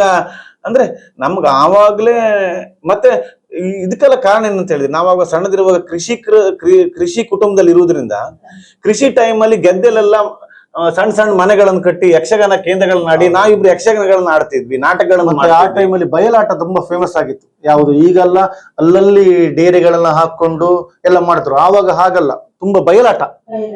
ನಾವು ಪ್ರತಿಯೊಂದು ಯಾಕಂದ್ರೆ ನಾನು ಅಣ್ಣ 6ನೇ ಕ್ಲಾಸಿಂದಲೂ ಕೂಡ ಮೊನ್ನೆ ಆವಾಗೆಲ್ಲ ಫೋನ್ ಸಂಪರ್ಕ ಎಲ್ಲ ಇತ್ತು. ನಾವು ನೈಟ್ ಹೋದ್ರೆ ಬೆಳಿಗ್ಗೆ ಬರೋದೇ 8 ಗಂಟೆ. ಹಾಗೆ ಬಯಲಾಟಗಳನ್ನ ವೀಕ್ಷಣೆ ಮಾಡ್ತಿತ್ತು. ಹಾಗಾಗಿ ನಮ್ಗೆ ಯಕ್ಷಗಾನ ಕಲೆ ಮತ್ತೆ ಯಕ್ಷಗಾನದಲ್ಲಿ ನಮ್ಗೆ ಕೂಡ ಯಕ್ಷಗಾನವೂ ಕೂಡ ನಮ್ಮ ಬೆಳವಣಿಗೆ ಪ್ರಭಾವಿತವಾಗಿದೆ ನಮ್ಗೆ. ಸತ್ಯ ಅದು. ಹೌದು ಸರ್, ತಮ್ಮ ತಂದೆಯವರು ತಮಗೆ ಮಾರ್ಗದರ್ಶಿ ಅನ್ನೋದನ್ನ ತಿಳಿಸಿದ್ದೀರಿ, ತುಂಬಾ ಸಂತೋಷ. ಈಗ ಪ್ರಶ್ನೆ ಏನಂದ್ರೆ, ತಾವು ಪೊಲೀಸ್ ವೃತ್ತಿಯನ್ನ ಅಲಂಕರಿಸಿದವರು, ಪ್ರಥಮ ದರ್ಜೆ ಸಹಾಯಕರಾಗಿ ಕರ್ತವ್ಯ ನಿರ್ವಹಿಸಿದವರು, ಪಂಚಾಯತ್ ಅಭಿವೃದ್ಧಿ ಅಧಿಕಾರಿಗಳಾಗಿ ಕೂಡ ವಿಶಿಷ್ಟ ಸೇವಾ ಅನುಭವವನ್ನು ಹೊಂದಿದವರು. ಈ ಎಲ್ಲಾ ಹಂತಗಳಲ್ಲೂ ಕೂಡ ತಾವು ಒಂದೊಂದು ವಿಶಿಷ್ಟ ಅನುಭವ ಆಗಿರುತ್ತೆ.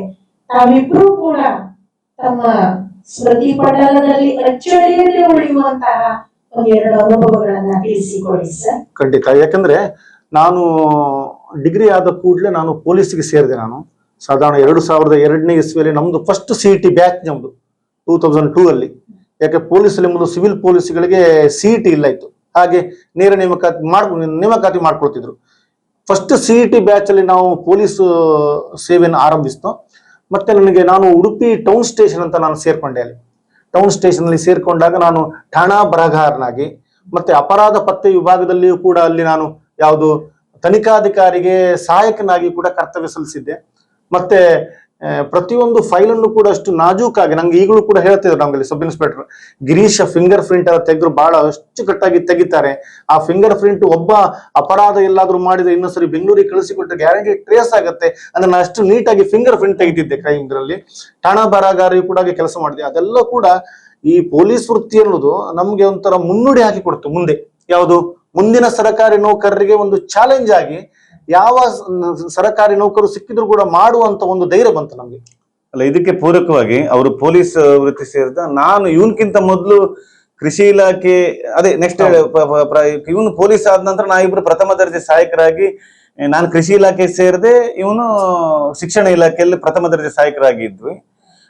ಆವಾಗ 2009ರಲ್ಲಿ ಶೋಭಾ ಕರಂದ್ಲಾಜೆ ಅವರು ಆವಾಗ ಕರ್ನಾಟಕ ರಾಜ್ಯ ಸರ್ಕಾರದ ಗ್ರಾಮೀಣ ಅಭಿವೃದ್ಧಿ ಮತ್ತು ಪಂಚಾಯತ್ ರಾಜ್ ಇಲಾಖೆ ಸಚಿವರಾಗಿದ್ರು. ಆವಾಗ ಅವರಿಗೊಂದು ವಿಚಾರ ಬಂತು. ಏನಂತ ಹೇಳಿದ್ರೆ, ಒಬ್ಬ ಪದವಿ ಹೊಂದಿದ್ದ ಒಬ್ಬ ವ್ಯಕ್ತಿಯನ್ನು ಪಂಚಾಯತ್ ಅಭಿವೃದ್ಧಿ ಅಧಿಕಾರಿಯಾಗಿ ನೇಮಕ ಮಾಡ್ಬೇಕಂತ ಹೇಳಿ ಇಡೀ ರಾಜ್ಯದಲ್ಲಿ ಸಾಧಾರಣ 3000 ಪೋಸ್ಟ್ ಕರೆದ್ರು, ಕಾಲ್ ಫಾರ್ ಮಾಡಿದ್ರು. ಆವಾಗ ನಾನು ಉಡುಪಿ ಜಿಲ್ಲೆಯಲ್ಲಿ ಆಯ್ಕೆಯಾಗಿ ನಾನು ಮರವಂತೆ ಅಂತ ಎನ್ನುವ ಒಂದು, ನಿಮ್ಗೆ ಗೊತ್ತಿರ್ಬೋದು, ಒಂದ್ ಕಡೆ ಹೊಳೆ ಒಂದ್ ಕಡೆ ಸಮುದ್ರದಿಂದ ಆವೃತವಾಗಿರುವ ಒಂದು ಪ್ರದೇಶದಲ್ಲಿರುವ ಒಂದು ಗ್ರಾಮ ಪಂಚಾಯತ್ ಅನ್ನು ನಾನು ಆಯ್ಕೆ ಮಾಡ್ಕೊಂಡೆ. ಅದು ಆಯ್ಕೆ ಮಾಡ್ಲಿಕ್ಕೆ ಒಂದು ಕಾರಣವೂ ಇತ್ತು.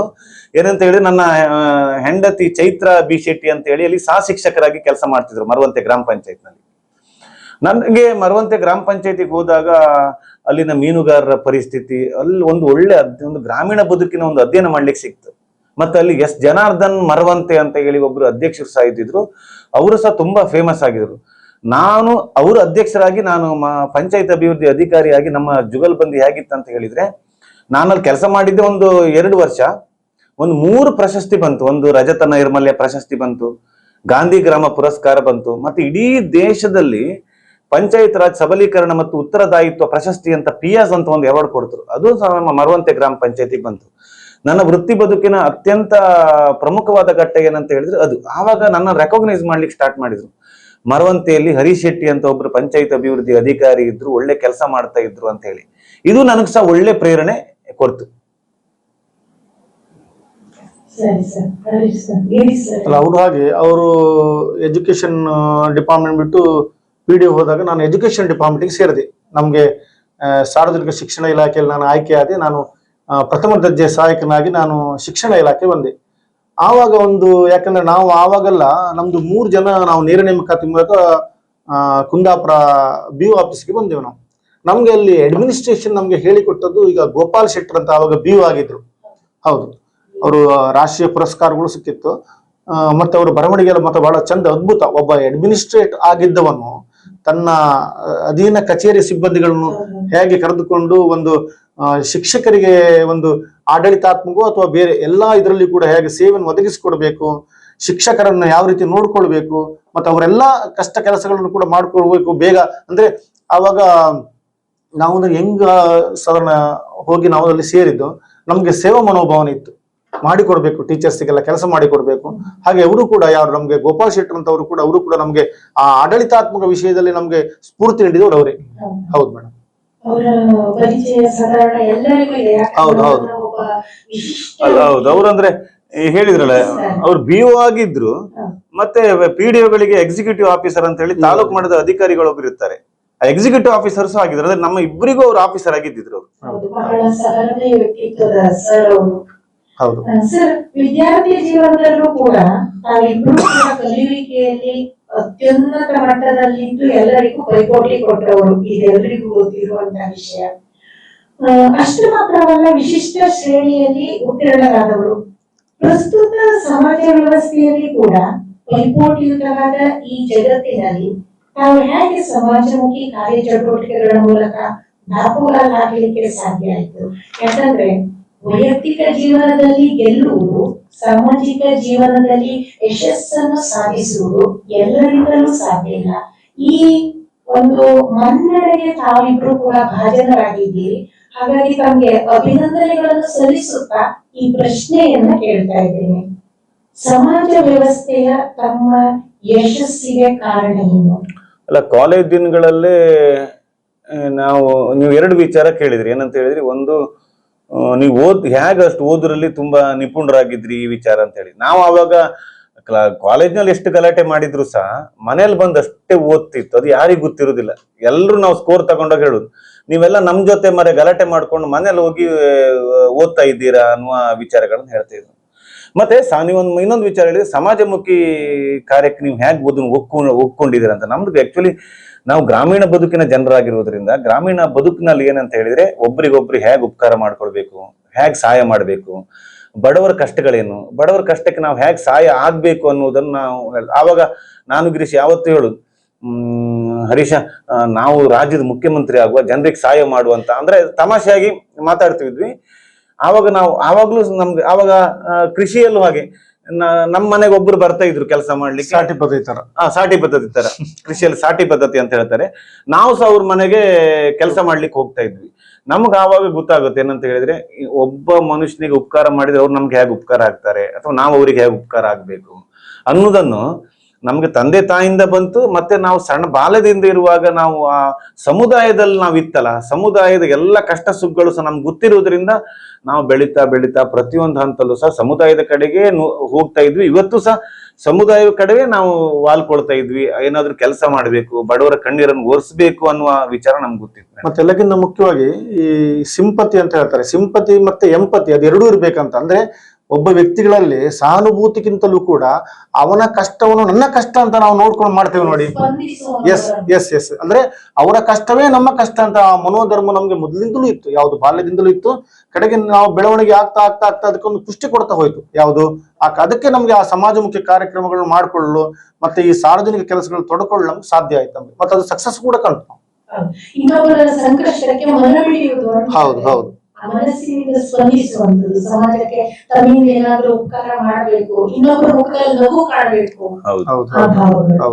ಸರ್, ಸ್ಪರ್ಧಾತ್ಮಕ ಪರೀಕ್ಷೆಗಳಂತ ತಮ್ಮ ಒಲವು ಮೂಡಿದೀಗೆ ತಮ್ಮ ಈ ಕ್ಷೇತ್ರದ ಸಾಧನೆ ಮತ್ತು ಯಶಸ್ಸಿನ ಹಿಂದಿರುವಂತಹ ಶ್ರಮ, ನಿರಂತರ ಪ್ರಯತ್ನ, ಆಳವಾದ ಅಧ್ಯಯನ, ಕೆಲಸ ಮಾಡಿರುವುದು ಸುಸ್ಪಷ್ಟವಾಗಿ ನಮ್ಗೆ ಗೋಚರಿಸ್ತದೆ.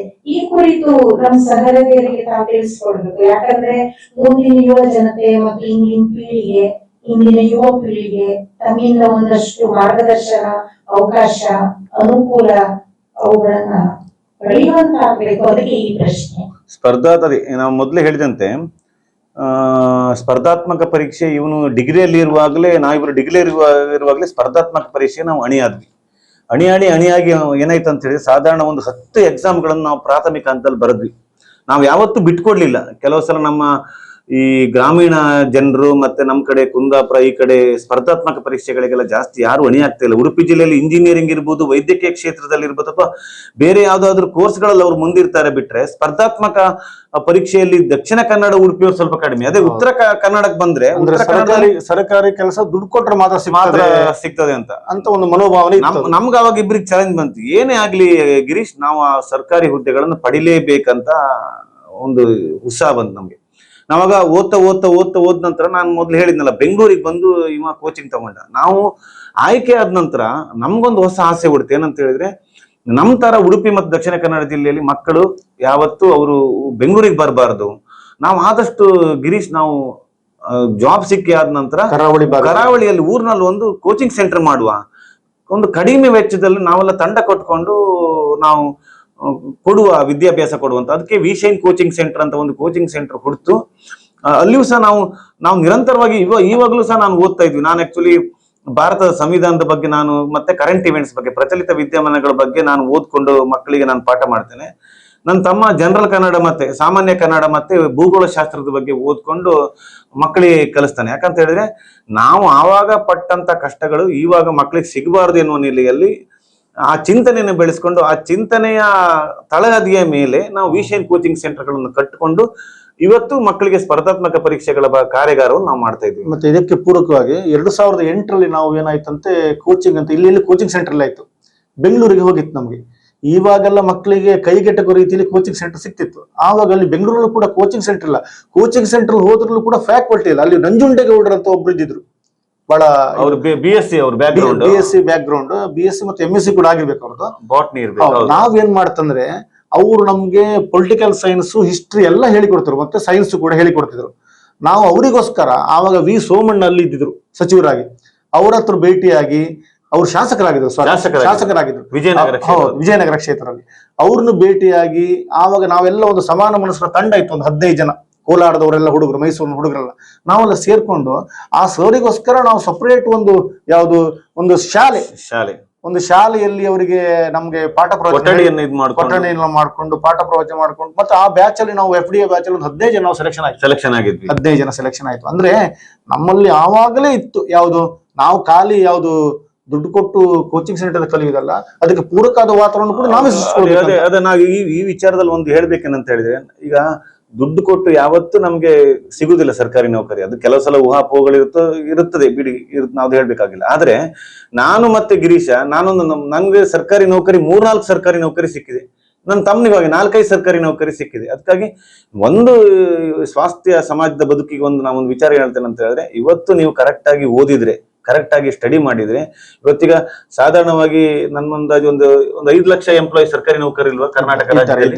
6 ಲಕ್ಷದ ಮೇಲೆ ಇದ್ದಾರೆ. 6 ಲಕ್ಷ ಎಲ್ಲರೂ ಓದ್ಕೊಂಡೇ ಬಂದವರು ಬಿಟ್ರೆ, ಮಾಮೂಲಿಯಾಗಿ ಸ್ಪರ್ಧಾತ್ಮಕ ಪರೀಕ್ಷೆಗಳನ್ನು ಬಹುತೇಕ ಸ್ಪರ್ಧಾತ್ಮಕ ಪರೀಕ್ಷೆಗಳನ್ನು ಓದ್ಕೊಂಡೇ ಅವ್ರ ಅಧಿಕಾರಿಗಳಾಗಿದ್ ಬಿಟ್ರೆ ಮತ್ತೆ ಯಾವುದೂ ಇಲ್ಲ. ಅದಕ್ಕೆ ಹೇಳಿದ್ರಲ್ಲ, ಈ ಸ್ಪರ್ಧಾತ್ಮಕ ಪರೀಕ್ಷೆಗಳಿಗೆ ಹಾರ್ಡ್ ವರ್ಕೇ ಮತ್ತೆ ಬೇರೆ ಯಾವ ಸಬ್ಸ್ಟಿಟ್ಯೂಟ್ ಇಲ್ಲ ಅಂತ ನಾ ಹೇಳಿಕ್ ಬಯಸ್ತೇನೆ.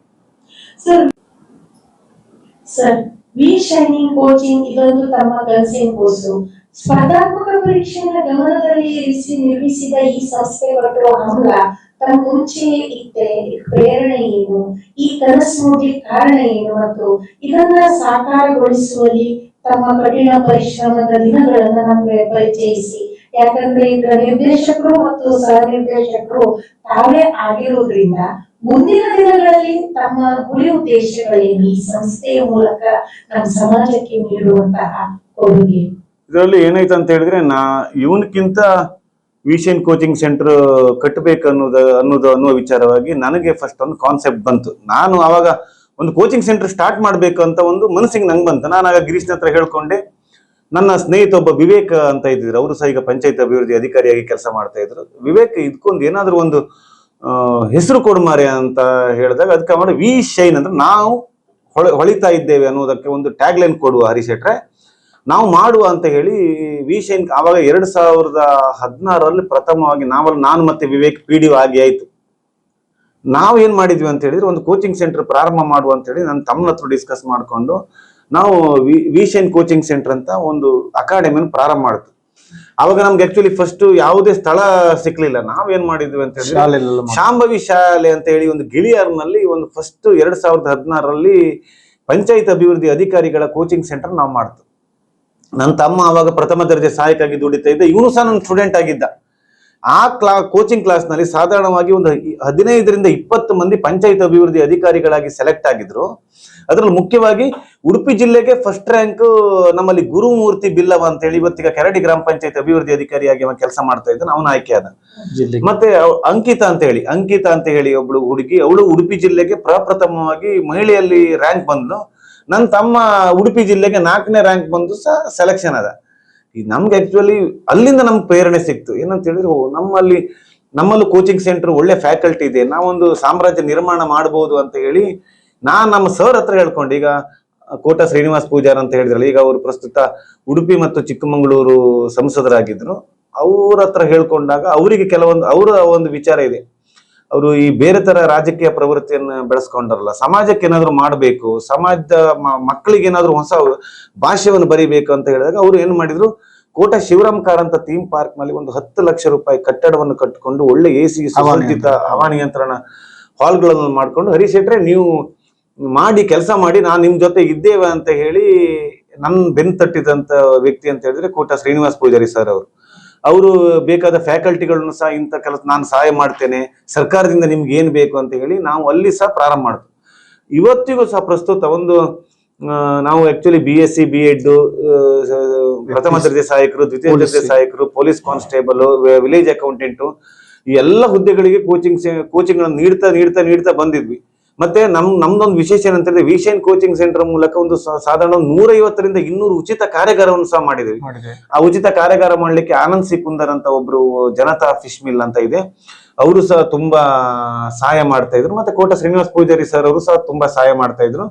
ಮತ್ತೆ ಫ್ಯಾಕಲ್ಟಿಗೆ ಏನ್ ಮಾಡ್ತಿದ್ರು ಅಂತ ಹೇಳಿದ್ರೆ, ನನ್ನ ತಮ್ಮ ನನ್ನ ಜೊತೆ ಇದ್ದಿದ್ರಿಂದ ಅರ್ಧ ಪಠ್ಯ ಪುಸ್ತಕವನ್ನು ಅವನೇ ತಯಾರು ಮಾಡ್ತಿದ್ದ, ಯಾವ್ದಾದ್ರು ಜನರಲ್ ಕನ್ನಡ, ಭೂಗೋಳಶಾಸ್ತ್ರ. ಮತ್ತೆ ನಮ್ಮ ಸರ್ಕಾರ ವಲಯದಲ್ಲೇ ಇದ್ದಿದ್ರು ಟೀಚರ್ಸ್. ನಾವೊಂದು ಅತಿ ಕಡಿಮೆ ವೆಚ್ಚದಲ್ಲಿ ಸಹ ನಾನು ಅವ್ರಿಗೆ ಕೋಚಿಂಗ್ ಸೆಂಟರ್ ಮಾಡಿ ಇವತ್ತು 1000 ಮಕ್ಕಳು ಉದ್ಯೋಗ ಆಕಾಂಕ್ಷಿಗಳಾಗಿ ಹೊರಬಂದಿದ್ದಾರೆ. ನಂಗೂ ಮತ್ತು ನನ್ನ ತಮ್ಮಂಗೂ ಇವತ್ತಿಗೂ ಒಂದು ಹೆಮ್ಮೆ ಇದೆ. ನಾವೊಂದು ಏನಂತ ಎಷ್ಟು ವಿಚಾರ ಅಂತ ಹೇಳಿದ್ರೆ, ಉತ್ತರ ಕನ್ನಡದ ಮತ್ತೆ ಬೆಳಗಾವಿ, ತುಮಕೂರದಿಂದೆಲ್ಲ ಹುಡುಗರು ಬರ್ತಾ ಇದ್ರು ನಮ್ಮ ಕೋಚಿಂಗ್ ಭಟ್ಕಳದಿಂದ, ಯಾವುದು ಎಸ್ಪೆಷಲಿ ಪಂಚಾಯತ್ ಅಭಿವೃದ್ಧಿ ಅಧಿಕಾರಿಗಳ ಹುದ್ದೆಗೆ. ಯಾಕಂದ್ರೆ ನಾವು ಆವಾಗ ಈ PDO ಹುದ್ದೆಗೆ ಬಹಳ ಸ್ಪೆಷಲೈಸ್ಡ್ ಆಗಿದ್ವಿ. ನಾನು PDO ಆಗಿ ನಾನು ಸಹ ಕರ್ನಾಟಕ ಪಂಚಾಯತ್ ರಾಜ್ ಕಾಯ್ದೆ ನಾನು ಓದ್ಕೊಂಡಿದ್ದೆ. ಯಾಕಂದ್ರೆ ನಾನು ಮೆಂಟಲ್ ಅಬಿಲಿಟಿ ಸುಧೀಂದ್ರ ಪ್ರಭು ಅಂತ ಒಬ್ರು ಸುಧೀಂದ್ರ ಪ್ರಭು ಅಂತ ಇದ್ರು, ಜನರಲ್ ಇಂಗ್ಲಿಷಿಗೂ ಸಹ ಅವರು ಇದ್ದಿದ್ರು, ಅವರ ಹೆಸರಿಗೆ ನೆನಪಾಗ್ತಾ ಇಲ್ಲ. ಹೀಗೆ ನಾವೊಂದು ಗ್ರಾಮೀಣ ಭಾಗದ ಇಲ್ಲಿನವರೇ ಕರಾವಳಿಯ ಒಂದು 10 ಜನ ಅಧ್ಯಾಪಕರು ತಂಡ ಮಾಡ್ಕೊಂಡು ನಾವು ಕಟ್ಟಿ ಬೆಳೆಸ್ತು. ನಮ್ಗದು ಸಂತೃಪ್ತಿ ಇದೆ. ವಿಷನ್ ಕೋಚಿಂಗ್ ಸೆಂಟರ್ ಒಂದು ಒಳ್ಳೆ ತರಬೇತಿ ಸಂಸ್ಥೆಯಾಗಿ ಹೊರಹೊಮ್ಮಿದೆ ಅನ್ನುವುದ ಒಂದು ಸಂತಸ ಇದೆ. ನಿಜ ಸರ್, ಎಲ್ಲರೂ ಕೂಡ ಹೆಮ್ಮೆ ಪಡುವಂತ ವಿಷಯ. ಯಾಕಂದ್ರೆ ಎಲ್ಲರಿಗೂ ಬದುಕನ್ನು ಕಟ್ಟಿಕೊಡ್ಲಿಕ್ಕೆ ಒಂದು ಮಾರ್ಗದರ್ಶನದ ಸಂಸ್ಥೆಯನ್ನ ತಾವು ಹುಟ್ಟು ಹಾಕಿದ್ದೀವಿ ಅಂದ್ರೆ ನಿಜವಾಗ್ಲೂ ಕೂಡ ಅದು ಶ್ಲಾಘನೀಯ ಮತ್ತು ಅಭಿನಂದನಾರ್ಹ ಕಾರ್ಯ ಅಂತಾನೆ ಹೇಳ್ಬೇಕು. ತಾವು ಶಾಸಕರ ಆಪ್ತ ಸಹಾಯಕರಾಗಿದ್ದು ಸಾರ್ವಜನಿಕ ಸಮಸ್ಯೆಯನ್ನ ಬಗೆಹರಿಸುವಲ್ಲಿ ತಮಗೆ ಎದುರಾಗಿರುವಂತಹ ಸವಾಲುಗಳೇನು ಸರ್? ಆಪ್ತ ಸಹಾಯಕರಾಗಿ ಸೇವೆ ಸಲ್ಲಿಸುವ ಜವಾಬ್ದಾರಿ ತಮ್ಮ ಮನಸ್ಸಿಗೆ ತೃಪ್ತಿ ತಂದಿದೆ? ಈ ಕುರಿತು ತಾವು ಈರೋರು ತಮ್ಮ ಅಭಿಪ್ರಾಯ? ಹೌದೌದು. ಸಾಧಾರಣ ನಾನು 2010ರಲ್ಲಿ ಮರವಂತೆಯಲ್ಲಿ ಪಂಚಾಯತ್ ಅಭಿವೃದ್ಧಿ ಅಧಿಕಾರಿಯಾಗಿ ನಾನು ಸೇರ್ಕೊಂಡೆ. ಸಾಧಾರಣ ಒಂದು 2 ವರ್ಷ ಇರಬಹುದು. ಆಕ್ಚುಲಿ ಆವಾಗ ಕೋಟ ಶ್ರೀನಿವಾಸ್ ಪೂಜಾರಿ ಸರ್ ಅವರು ಸ್ಥಳೀಯ ಸಂಸ್ಥೆಗಳಿಗೆ ವಿಧಾನ ಪರಿಷತ್ತಿಂದ ಆಯ್ಕೆ ಆಗಿದ್ರು. ಸ್ಥಳೀಯ ಸಂಸ್ಥೆ ಅಂತಂದ್ರೆ ಪಂಚಾಯತ್ ಮೆಂಬರ್ ಮತ್ತೆ ಅಧ್ಯಕ್ಷರು, ಸದಸ್ಯರು ಅವರಿಗೆ ವೋಟ್ ಆಗ್ತಾ ಇದ್ರು. ಆವಾಗ ಅವರು ಸರ್ಚ್ ಮಾಡ್ತಾ ಇದ್ರು, ಒಬ್ಬ ಒಳ್ಳೆ PDO ನನ್ನ ಆಪ್ತ ಸಹಾಯಕರಾಗಿ ಬೇಕು ಅನ್ನೋದನ್ನು ಸರ್ಚ್ ಮಾಡ್ತಿರೋ ಸಂದರ್ಭದಲ್ಲಿ ಫಸ್ಟ್ ನನಗೆ ಆಫರ್ ಬಂದಿಲ್ಲ ಇತ್ತು. ನನ್ನ ಸ್ನೇಹಿತರಾದಂತ ವಿವೇಕ್ ಅಮೀನ್ ಅಂತ ಹೇಳಿದ್ನಲ್ಲ, ಅವಾಗ ಅವರು ತಲ್ಲೂರು ಗ್ರಾಮ ಪಂಚಾಯತ್ ನಲ್ಲಿ ಪಂಚಾಯತ್ ಅಭಿವೃದ್ಧಿ ಅಧಿಕಾರಿಯಾಗಿ ಕೆಲಸ ಮಾಡ್ತಿರೋ ಸಂದರ್ಭದಲ್ಲಿ ಫಸ್ಟ್ ಅವನಿಗೆ ಆಫರ್ ಬಂತು. ಅವನಿಗೆ ಹೋಗ್ಲಿಕ್ಕೆ ಇಷ್ಟ ಇಲ್ವೇನೋ. ಒಂದ್ಸಲ ನನಗೆ ನಮ್ಮ ಪ್ರಗತಿ ಪರಿಶೀಲನಾ ಸಭೆ ಅಂತ ಹೇಳಿ ಕುಂದಾಪುರದಲ್ಲಿ ಆಗ್ತಾ ಇತ್ತು. ಅವಾಗ ನನ್ನ ಹೇಳ್ಕೊಂಡ, ನಾನು ಹೋಗ್ತೇನೆ ಮರೆ ಅಂತ ಹೇಳಿದೆ. ಕಡೆಗೆ ಅವ್ರಿಗೆ ಸಹ ಕಮ್ಯುನಿಕೇಶನ್ ಮಾಡಿದ್ರು, ಹರೀಶ್ ಶೆಟ್ರು ನಿಮ್ಮ ಆಪ್ತ ಸಹಾಯಕರಾಗಿ ಬರ್ತಾರ ಅಂತ ಹೇಳಿ. ಅದೇ ಕೂಡಲೇ ಅವರು ಒಂದ್ 2-3 ಸಲ ಮಾತಾಡಿ ನನ್ನ ಆಪ್ತ ಸಹಾಯಕರಾಗಿ ತಗೊಂಡ್ರು. ಸಾಧಾರಣವಾಗಿ ನನ್ನ ಅಂದಾಜು 2012ರಿಂದ ಈಗ 2026 ಇಸ್ವಿ ಆಯ್ತು. ಸುಮಾರು ಒಂದು ನಿರಂತರವಾಗಿ ಒಂದು 15 ವರ್ಷದವರೆಗೆ ಒಬ್ಬ ಆಪ್ತ ಸಹಾಯಕರಾಗಿ ಕೆಲಸ ಮಾಡಿದಂತ ನಿದರ್ಶನವೇ ಇಲ್ಲ. ಅವರು ಹಾಗೆ ನನ್ನನ್ನು ಅಷ್ಟೇ ಒಬ್ಬ ಆಪ್ತ ಸಹಾಯಕ ಅಂತ ಇದ್ದಿಲ್ಲ, ಅವರ ಮಗನಾಗೆ ನೋಡ್ಕೊಂಡ್ರು. ಮತ್ತೆ ನೀವು ಹೇಳಿದ್ರಿ ಈಗ ಆಪ್ತ ಸಹಾಯಕರಾಗಿ ನಿಮ್ಗೆ ಎದುರಿರುವ ಸವಾಲುಗಳು ಏನಂತ ಹೇಳಿದ್ರೆ, ಖಂಡಿತವಾಗಿ ಯಾಕಂತ ಹೇಳಿದ್ರೆ ನಾನು ಆಪ್ತ ಸಹಾಯಕನ ಆದ ನಂತರ ನನ್ನ ತಮ್ಮನನ್ನು ಸಹ ರಘುಪತಿ ಭಟ್ರಲ್ಲಿ ಆಪ್ತ ಸಹಾಯಕರಾಗಿ ಸೇರಿಸಿದೆ, ನಿಕಟಪೂರ್ವ ಶಾಸಕರೀಗ. ಈಗ ಇವರು ಪ್ರಸ್ತುತ ಗುರುಮೆ ಸುರೇಶ್ ಶೆಟ್ಟರ್ ಅವರ ಆಪ್ತ ಸಹಾಯಕರಾಗಿ, ನಾನು ಇವನು ಆಪ್ತ ಸಹಾಯಕರಾಗಿ ಸೇರುವಾಗ ನಾನೊಂದು ವಿಚಾರ ಹೇಳಿದೆ. ಏನಂತ ಹೇಳಿದ್ರೆ, ನಮ್ಮ ಆಪ್ತ ಸಹಾಯಕರ ಹುದ್ದೆ ಹೇಗಂತ ಹೇಳಿದ್ರೆ, ಶಾಸಕರು ಎಲ್ಲಾ ಸಂದರ್ಭದಲ್ಲಿ ಅವರು ಬ್ಯುಸಿ ಆಗಿರ್ತಾರೆ, ಅವರ ಪ್ರತಿರೂಪವಾಗಿ ನಾವು ಕೆಲಸ ಮಾಡಬೇಕು. ನಾವೇನ್ ಕೆಟ್ಟದ್ ಮಾಡಿದ್ರು ಅದು ಆ ಹೆಸರು ಅವರಿಗೆ ಹೋಗುತ್ತೆ, ನಾವೇನು ಒಳ್ಳೇದ್ ಮಾಡ್ರು ಅವ್ರಿಗೆ ಹೋಗುತ್ತೆ. ಆದ್ರೆ ನಾವು ನಿರಂತರವಾಗಿ ಒಳ್ಳೆಯ ಕೆಲಸಗಳನ್ನು ಮಾಡುವಂತ ಕಾರ್ಯಕ್ರಮಗಳನ್ನ ನಾವು ಮಾಡಬೇಕು ಅಂತ ನಾವು ಹೇಳ್ತಿದ್ವಿ. ನನಗೆ ನೆನಪಿರ್ಬೋದು, ನಮ್ಮ ಸಾಹೇಬ್ರೊಂದು 3 ಸಲ ಅವರು ಸಚಿವರಾಗಿದ್ರು. ಒಂದ್ಸಲ ಮುಜರಾಯಿ ಸಚಿವರಾಗಿದ್ರು, ಸಮಾಜ ಕಲ್ಯಾಣ ಇಲಾಖೆ ಸಚಿವರಾಗಿದ್ರು, ಬಂದರು ಇಲಾಖೆ ಸಚಿವರಾಗಿದ್ರು, ಹಿಂದುಳಿದ ವರ್ಗಗಳ ಕಲ್ಯಾಣ ಸಚಿವರಾಗಿದ್ರು. ನನಗೊಂದು ಹೆಮ್ಮೆ ಇದೆ, ಏನಂತ ಹೇಳಿದ್ರೆ ನಮ್ಮ ಸಾಹೇಬರ ಮೆಂಟಾಲಿಟಿ ಹಾಗೆ ಇತ್ತು. ಯಾಕಂತ ಹೇಳಿದ್ರೆ ಅವರಿಗೆ ಬೆಳಿಗ್ಗೆ ಅವ್ರ ಮನೆಯಲ್ಲಿ 5ವರೆಗೆ ಎದ್ದು ಕೂತ್ಕೊಳ್ತಿದ್ರು ಅವ್ರ ಮನೆಯಲ್ಲಿ ಸಾರ್ವಜನಿಕ ಭೇಟಿಗೆ. ನಾನು ಒಂದು 5:30 6 ಗಂಟೆಗೆ ಹೋಗಿ ಅವ್ರ ಮನೆಯಲ್ಲಿ ಇದ್ದುಕೊಂಡು ಆವಾಗ ಇವರಿಗೆ ದೇವರ ಸಚಿವ ಅಂತ ಹೇಳುದು. ಯಾಕಂತ ಹೇಳಿದ್ರೆ ಒಂದು ಇಡೀ ಕರ್ನಾಟಕ ರಾಜ್ಯದ ಇತಿಹಾಸದಲ್ಲಿ ಒಂದು ದೇವಸ್ಥಾನಕ್ಕೆ ದುಡ್ಡು ಕೊಟ್ಟಂತ ಪ್ರಥಮ ವ್ಯಕ್ತಿ ಅಂತ ಹೇಳಿದ್ರೆ ಕೋಟ ಶ್ರೀನಿವಾಸ ಪೂಜಾರಿ ಸರ್ ಅವರು. ಆವಾಗ ದೇವಸ್ಥಾನದ ಮುಜರಾಯಿ ದೇವಸ್ಥಾನದ ಕಡೆಯವರೆಲ್ಲ ಬರೋದು, ನಮ್ ದೇವಸ್ಥಾನ ಹಣ ಕೊಡಿ. ಆವಾಗ ನಾನು ಅವ್ರ ಆಪ್ತ ಸಹಾಯಕರಾದ್ರಿಂದ ಪ್ರತಿ ಒಂದು ಪಟ್ಟಿ ಮಾಡಿ ಆ ಟೈಮ್ ಟು ಟೈಮಿಗೆ ಕಳಿಸಿ. ಅವಾಗ ನನ್ನ ಜೊತೆ ವಿವೇಕ್ ಅಂತ ಹೇಳಿ ಪಂಚಾಯತ್ ಅಭಿವೃದ್ಧಿ ಅಧಿಕಾರಿ ಇದ್ದ. ಅಂದ್ರೆ ಈ ಕರಾವಳಿ ಭಾಗದಲ್ಲಿ ದೈವಾರಾಧನೆ, ಭೂತಾರಾಧನೆ, ನಾಗಾರಾಧನೆ ಮುಂತ ಪ್ರಾರ್ಥನಾ ಮಂದಿರಗಳು ತುಂಬಾ ಇತ್ತು. ಹಾಗಾಗಿ ಆ ನಂಬಿಕೆಗೆ ಒಂದು ಬಲವಾದ ಬೇರು ಕೊಟ್ಟು ಅನುದಾನವನ್ನು ಕೊಟ್ಟದ್ರಿಂದ ಅದಲ್ಲ ನಮ್ಗಂದ್ರೆ ಒಬ್ಬ ಶಾಸಕರ ಆಪ್ತ ಸಹಾಯಕರಾಗಿದ್ದವರು ಅವನಿಗೆ ಸರ್ವಿಸ್ ಮಾಡ್ಬೇಕಂತ ಇದ್ರೆ, ನನಗೆ ಸಮಾಜದಲ್ಲಿ ಸರ್ವಿಸ್ ಮಾಡ್ಬೇಕಂತ ಇದ್ರೆ ಅವನು ಅಷ್ಟು ಒಳ್ಳೆಯ ಸರ್ವಿಸ್ಗಳನ್ನು ಕೊಡ್ಬೋದು. ಮತ್ತೆ ನಮ್ಗೆ ಕ್ಯಾನ್ಸರ್ ರೋಗದಿಂದ ಬಾಧಿತರಾದ ವ್ಯಕ್ತಿಗಳು ಬರ್ತಾರೆ, ವಿಧವಾ ವೇತನಗಳಿಂದ ಬರ್ತಾರೆ, ಪಡಿತರ ಚೀಟಿ ಪ್ರಾಬ್ಲಮ್ಗಳಿಂದ ಬಾಧಿತರಾಗಿ ಬರ್ತಾರೆ, ರಸ್ತೆ ಸರಿ ಇಲ್ಲ ಅಂತ ಬರ್ತಾರೆ. ನಮ್ಗೊಂದು ಆತ್ಮ ಸಂತೃಪ್ತಿ ಇದೆ. ನಾವು ದಿನಕ್ಕೊಂದು ಬೆಳಿಗ್ಗೆ ಆಫೀಸಿಂದ ಮನೆಗೆ ಹೋಗುವಾಗ ದಿನಕ್ಕೊಂದು 15 ಬಡ ನೊಂದ ಜೀವಗಳಿಗ ಕಣ್ಣೀರನ್ನು ಒರೆಸುವ ಕಾರ್ಯಕ್ರಮ ನಾವು ಶಾಸಕರಿಂದ ಮಾಡಿದ್ದೇವೆ ಅನ್ನುವ ಒಂದು ಇದು ಇದೆ. ಮತ್ತೆ ಅವರು ಹಾಗೆ ನಮ್ಮ ಈ ಕರಾವಳಿ ಬಗ್ಗೆ ಶಾಸಕರು ಯಾಕಂತ ಹೇಳಿದ್ರೆ, ಇವತ್ತು ಈಗ ನಾನು ಸಾಧಾರಣ 15 ವರ್ಷ ಆಯ್ತು, ಒಂದಿನೂ ಇಲ್ಲಿ ಬಾರ ಅಲ್ಲಿ ಹೋಗ ಅಂತ ಹೇಳಿಲ್ಲ. ಇವತ್ತು ಅವ್ರ ನಮ್ಮ ಮಗನ್ ತರ ನೋಡ್ಕೊಳ್ತಿದ್ರು. ಅದಕ್ಕೆ ನಾವು ಅಲ್ಲಿ ಇದ್ದೇವೆ ಅಂತ ಹೇಳಿಕ್ಕೆ ನಂಗೆ ತುಂಬಾ ಇಷ್ಟ ಆಯ್ತು. ಮತ್ತೆ ಶಾಸಕರ ಆಪ್ತ ಸಹಾಯಕರಾಗಿ ಕೆಲಸ ಮಾಡೋದ್ರಿಂದ ನಮ್ಗೊಳ್ಳೆ ಹೆಸರು ಸಹ ಬಂತು. ಯಾಕಂದ್ರೆ ನಮ್ದು ಅದೇ ಹೇಳಿದೆ, ನಾವು ಆಕ್ಚುಲಿ ನಂದು ಧನು ರಾಶಿ ಪೂರ್ವ ಆಷಾಢ ನಕ್ಷತ್ರ ನಮ್ಮ ಇಬ್ರದ್ದು. ಅಂದ್ರೆ ಅವರು ನಮ್ಮ ಬದುಕಿನಲ್ಲಿ ನೋಡಿ, ನಾವು ಫಸ್ಟ್ ಇವ ಪ್ರಥಮ ದರ್ಜೆ ಸಹಾಯಕರಾಗಿ ಆಯ್ಕೆ ಆದ, ನಾನು ಆಯ್ಕೆ ಆದೆ. PDO ಆಗಿ ಆಯ್ಕೆ ಆದ, ಇವನು PDO ಆಗಿ ಆಯ್ಕೆ ಆದ. ನಾನು ಒಬ್ರು ಶಾಸಕರ ಆಪ್ತ ಸಹಾಯಕರಾಗಿ ಆಯ್ಕೆ ಆದ, ಇವನು ಶಾಸಕರ ಆಪ್ತ ಸಹಾಯಕರಾಗಿ ಆಯ್ಕೆ ಆದ. ಅಂದ್ರೆ ನಮ್ಮಿಬ್ಬರ ಒಳಗಿನ ಸಾಮ್ಯತೆಗಳು ಒಂದೇ ಇತ್ತು. ಮತ್ತೆ ಎಲ್ಲರೂ ಹೇಳ್ತಿದ್ರು, ಇವತ್ತು ಹೇಳ್ತಿದ್ರು, ಒಬ್ರು ಶಾಸಕರ ಆಪ್ತ ಸಹಾಯಕರು ಹೇಗಿರ್ಬೇಕಂತ ಹೇಳಿದ್ರೆ ಹರೀಶ್ ಶೆಟ್ಟಿ ಮತ್ತೆ ಇದು ಮುಖಸ್ತುತಿ ಅಲ್ಲ, ಬಟ್ ಜನರು ಆಡಿಕೊಳ್ಳೋ ಮಾತುಗಳು ನಾನು ಆಡ್ತಿದ್ದೆ. ಹರೀಶ್ ಶೆಟ್ಟಿ ಮತ್ತೆ ಗಿರೀಶ್ ಶೆಟ್ಟಿ ತರ ಇರಬೇಕು, ನೀವು ಫೋನ್ ಕಾಲ್ಗಳಿಗೆ ಸ್ಪಂದಿಸುವ ರೀತಿ ಉತ್ತಮವಾಗಿರುತ್ತೆ ಅಂತ. ಅಂದ್ರೆ ಏನಂತಾರೆ, ಪ್ರತಿ ಸಂದರ್ಭದಲ್ಲಿ ಎಲ್ಲಾ ಕೆಲಸಗಳು ನಾವು ಮಾಡ್ಕೊಡ್ತೇವೆ ಅಂತ ಹೇಳುದಿಲ್ಲ, ಆದ ಕೆಲಸಗಳನ್ನು ಜನರಿಗೆ ತಲುಪಿಸುವುದೇ ನಿಜವಾದ ಕೆಲಸ ಅಂತ ನಾವು ಹೇಳಲಿಕ್ಕೆ ಬಯಸ್ತೀವಿ. ಕರ್ತವ್ಯಕ್ಕೆ ಚ್ಯುತಿ ಬರ್ತಿದ್ದ ಶಾಸಕರಿಗೆ ಹೆಸರನ್ನ ಕೀರ್ತಿಯನ್ನ ತಂದ್ಕೊಟ್ಟಿದ್ದೀರಿ. ಯಾಕಂದ್ರೆ ತಮ್ಮಿಂದ ಆ ಒಂದು ಸಹಾಯವನ್ನ ಪಡೆದವರು, ಆ ಫಲಶ್ರುತಿಯನ್ನ ಪಡೆದವರು ತಮ್ಮ ಅನುಭವದ ಮಾತುಗಳನ್ನು ಹೇಳಿದ್ದನ್ನು ನಾವು ಕೂಡ ಕೇಳಿದ್ದೇವೆ. ರಘುಪತಿ ಭಟ್ರ ಶಾಸಕರಾದ ಕಾಲದಲ್ಲಿ ಉಡುಪಿ ಸೆಂಟರ್ ಇತ್ತು. ಆವಾಗಲೂ ಕೂಡ ತುಂಬಾ ಯಾವ್ದು ಹೊರಗಿನ ಕಡೆಯಿಂದ ವಿದ್ಯಾರ್ಥಿಗಳು ಬಂದು ಬೆಳಿಗ್ಗೆ ನಮ್ಮ ಅಲ್ಲಿ ಶಾಸಕರ ಕಚೇರಿಯ ಮೆಟ್ಟಲ್ಲಿ ಕೂತ್ಕೊಳ್ತಿದ್ರು. ಅವ್ರನ್ನೆಲ್ಲ ಕರೆದು ಮಾತಾಡಿ, ಒಂದು ಯಾರು ನಮ್ಮ ವಿಸ್ತರಣಾಧಿಕಾರಿ ಅಂತ ಹೇಳ್ತಾರೆ, ಎಕ್ಸ್ಟೆನ್ಷನ್ ಆಫೀಸರ್ ಅಂತ ಹಿಂದುಳಿದ ವರ್ಗದ, ಅವ್ರ ಹತ್ರ ಎಲ್ಲ ಮಾತಾಡಿ ಒಂದು ಯಾವುದು ನಮ್ಮ ಜಿಲ್ಲೆಯ ಮಕ್ಕಳಿಗೂ ಕೂಡ ಅನ್ಯಾಯ ಆಗಬಾರದು, ಹೊರಗಿನ ನಾವು ಬಂದವರಿಗೂ ಕೂಡ ವಿದ್ಯಾಸಕ್ತರಿಂದ ಬರ್ತಾರಲ್ಲ ವಿದ್ಯಾರ್ಥಿ, ಅವರಿಗೂ ಕೂಡ ಅನ್ಯಾಯವಾಗದ ರೀತಿಯಲ್ಲಿ ನಾವು ಒಂದು ಯಾವ್ದು ಹಾಸ್ಟೆಲ್ ಅರೇಂಜ್ಮೆಂಟ್ ಮಾಡಿಕೊಳ್ತೀವಿ ನಾವು. ಸರ್, ವಿವಿಧ ಕ್ಷೇತ್ರದ ಸಾಧನೆಗಳಿಗಾಗಿ ತಮ್ಮಿಬ್ಬರನ್ನು ಕೂಡ ಹಲವಾರು ಸಂಘ ಸಂಸ್ಥೆಗಳು ಗೌರವಿಸಿದೆ, ಗುರುತಿಸಿದೆ, ಅಭಿನಂದಿಸಿದೆ, ಪ್ರಶಸ್ತಿ ಪುರಸ್ಕಾರಗಳನ್ನ ತಾವು ತಮ್ಮ ಮುಡಿಗೇರಿಸಿಕೊಂಡಿದ್ದೀರಿ. ಒಂದು ಎರಡು ಹೆಸರಿಸಬಹುದ ವಿಶಿಷ್ಟವಾದದನ್ನ ಅಥವಾ ತಮಗೆ ಖುಷಿ ಕೊಟ್ಟಿರುವಂತದ್ದು ತಾವೆಲ್ಲರೂ ರಿಸೋರ್ಸ್ ಪರ್ಸನ್ ಆಗಿ ಭಾವಿಸ್ತೀರಿ? ನನಗೆ ಅತ್ಯಂತ ಖುಷಿ ಕೊಟ್ಟ ವಿಚಾರ ಏನಂತ ಹೇಳಿದ್ರೆ, ನನಗೊಂದು ಪ್ರಶಸ್ತಿ ಕೊಟ್ರು ನಮ್ಗೆ ಆ ಟೈಮಲ್ಲಿ. ಏನಂತ ಹೇಳಿದ್ರೆ, ನಮ್ಗೆ ಅವಾಗ ಮರವಂತೆ ಗ್ರಾಮ ಪಂಚಾಯತ್ಗೆ ಪಂಚಾಯತ್ ರಾಜ್ ಸಬಲೀಕರಣ ಮತ್ತು ಉತ್ತರದಾಯಿತ್ವ ಪ್ರಶಸ್ತಿ ಸಿಕ್ತು, ರಜತ ನೈರ್ಮಲ್ಯ ಪ್ರಶಸ್ತಿ ಸಿಕ್ತು. ಹೀಗೆ ಬೇರೆ ಬೇರೆ ಪ್ರಶಸ್ತಿಯನ್ನು ಕೊಡುವಲ್ಲಿ ಪಿಡಿಒಗಳ ಪಾತ್ರ ಅಂತ ಹೇಳಿ ನನಗೆ ಇಡೀ ಜಿಲ್ಲೆಗೆ ಬೆಸ್ಟ್ ಪಿಡಿಒ ಅಂತ ಹೇಳಿ ಜಿಲ್ಲಾ ಪಂಚಾಯತಿಂದ ಒಂದು ಅವಾರ್ಡ್ ಕೊಟ್ಟರು. ಅದು ನನಗೆ ತುಂಬಾ ಸಂತೋಷ ತಂದಿದೆ. ಮತ್ತೆ ನನ್ನ ಗ್ರಾಮ ಪಂಚಾಯತ್ನಲ್ಲೂ ಸಹ ಒಳ್ಳೆ ಪಿಡಿಒ ಅಂತ ಹೇಳಿ ನಮಗೆ ಸನ್ಮಾನ ಕಾರ್ಯಕ್ರಮಗಳನ್ನು ಮಾಡಿದ್ರು. ಮತ್ತೆ ಇತ್ತೀಚೆಗೆ ನಾನು ರಾಜ್ಯ ಪಂಚಾಯತ್ ಪರಿಷತ್ತಿಗೆ ನಾನು ಉಡುಪಿ ಜಿಲ್ಲೆಯಿಂದ ಆಯ್ಕೆಗೊಂಡಾಗ ಸಹ ಆನಂದ್ ಸಿ ಕುಂದರ್ ಅವರು, ಅವರ KC ಕುಂದರ್ ಅವರ ನೆನಪಿನಾರ್ಥವಾಗಿ ಅವರ ಹೆಸರಿನಲ್ಲಿ ಸಹ ನಾನು ಪ್ರಶಸ್ತಿ ಕೊಟ್ಟರು. ಮತ್ತೆ ನನಗೂ ಮತ್ತೆ ನನ್ನ ತಮ್ಮನಿಗೆ ನಾವು ಈ ಸ್ಪರ್ಧಾತ್ಮಕ ಪರೀಕ್ಷೆಗಳನ್ನು ಮಾಡಿದ್ರಿಂದ ಸಾಧಾರಣ ಒಂದು 100 ಸಂಘ ಸಂಸ್ಥೆಗಳನ್ನೆಲ್ಲ ಕರೆದು ನಮ್ಗೆ ಗೌರವಿಸಿದ್ದಾರೆ. ಅದು ನಮ್ಗೆ ಒಟ್ಟಾಗಿ ನಮ್ಮನ್ನು ಗುರುತಿಸಿದ್ದಾರೆ ಸಮಾಜದಲ್ಲಿ ಗುರುತಿಸಿದ್ದಾರೆ. ಅಲ್ಲ, ನಮ್ಗದು ಸಮಾಜ ನಮ್ಮನ್ನು ಗುರುತಿಸ್ಬೇಕಂತ ಇಲ್ಲ, ಆದ್ರೆ ಸಮಾಜಕ್ಕೊಂದು ಜವಾಬ್ದಾರಿ ಇರುತ್ತಲ್ಲ. ಏನಾದ್ರೂ ಇವ್ರು ಸಮಾಜಕ್ಕೆ ಕೊಟ್ಟಿದ್ದಾರೆ, ಇವ್ರನ್ನ ಗುರುತಿಸ್ಬೇಕು, ನಮ್ದು ಸಹ ಜವಾಬ್ದಾರಿ ಅಂತ ಹೇಳಿ ಅದಕ್ಕೆ ನಾವು ಮನ್ನಣೆ ಕೊಡ್ತೇವೆ. ನಾವು ಕರೆದಾಗ್ಲೂ ಸಹ ಹೋಗಿದ್ದೇವೆ ತುಂಬಾ ಸಲ. ಮತ್ತೆ ನಾವು ಪೊಲೀಸ್ ಇಲಾಖೆಯಲ್ಲಿ ನಾನು ಇರುವಾಗ ನಮ್ಗೆ ಒಂದು 2 ಯಾವುದು ಈ IG ಪ್ರಶಸ್ತಿ ಅಂತ ಕೊಟ್ಟಿದ್ದಾರೆ ನಮಗೆ.